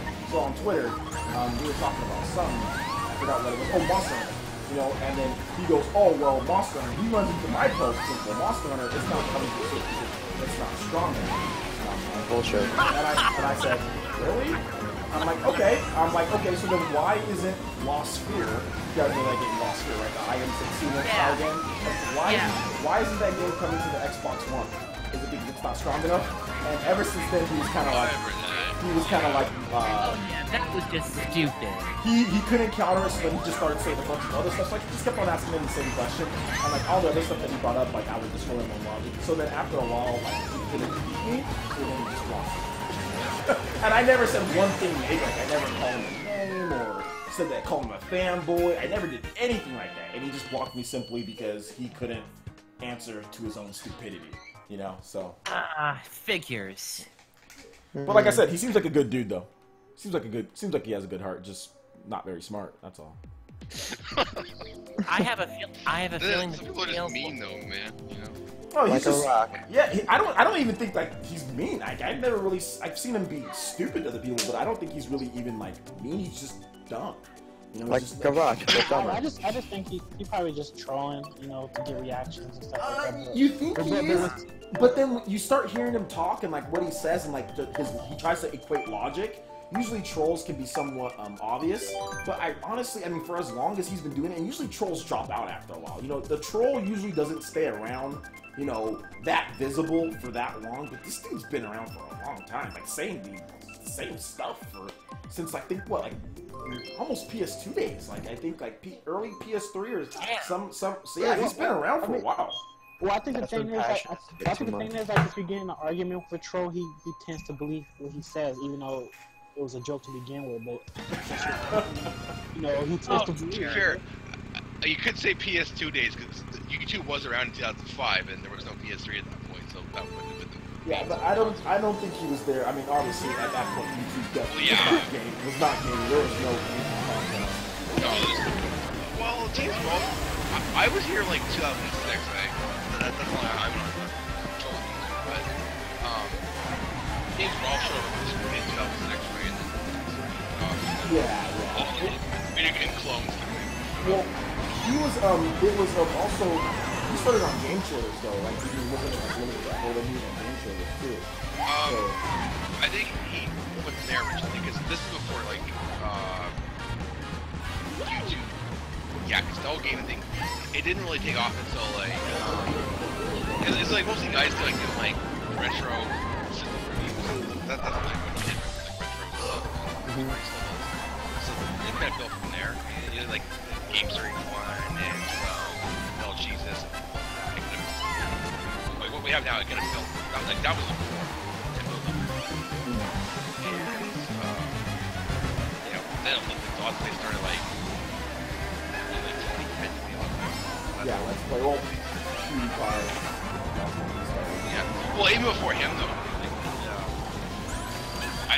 I can remember when he wasn't the top guy. Like there was this other guy called Fred. Point. You guys ever heard of him before? I don't know.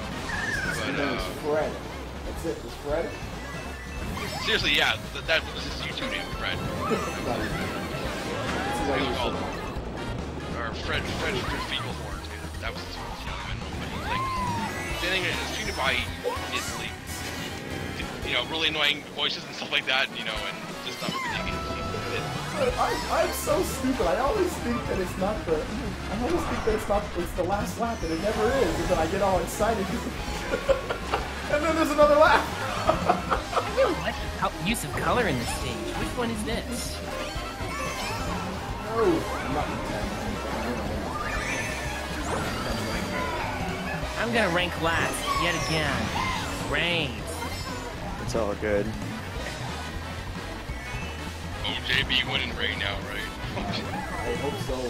I thought I won earlier. I thought I got the first place. And then the blue shell. Yep, I'm ranking last. Hey. Not. Drop the bomb at the very end. Drop the bomb. Some douchebag. I got a really bad joke in my head right now, but I don't know if it's to say it. You know, yeah, maybe you should. I'll put it out there.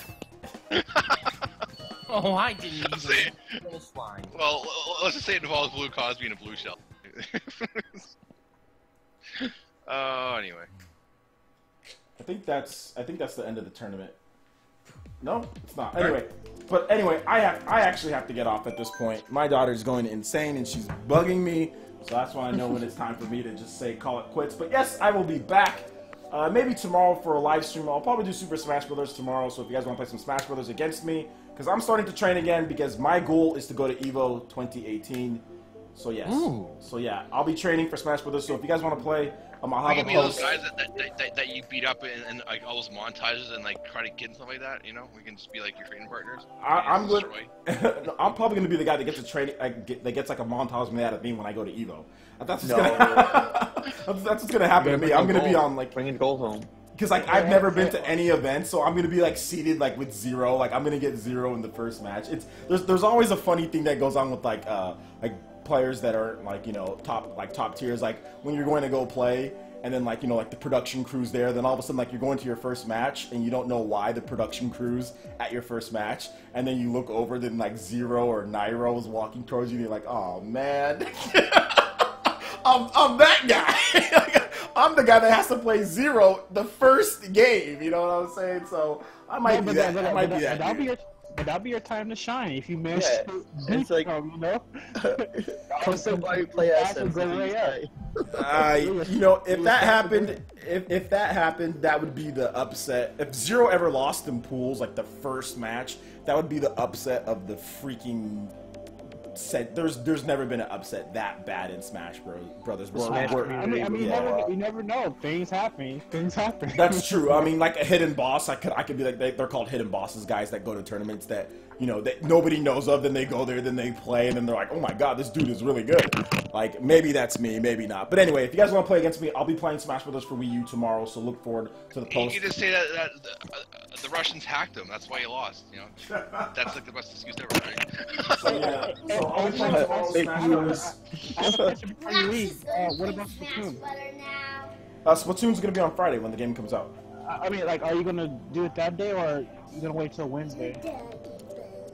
Well, wait, hold up on a minute. I'm still talking. Well, I can't do it Wednesday because Wednesday, or is the demo still live for everyone? Like to play with, like, how would I be able to get the game?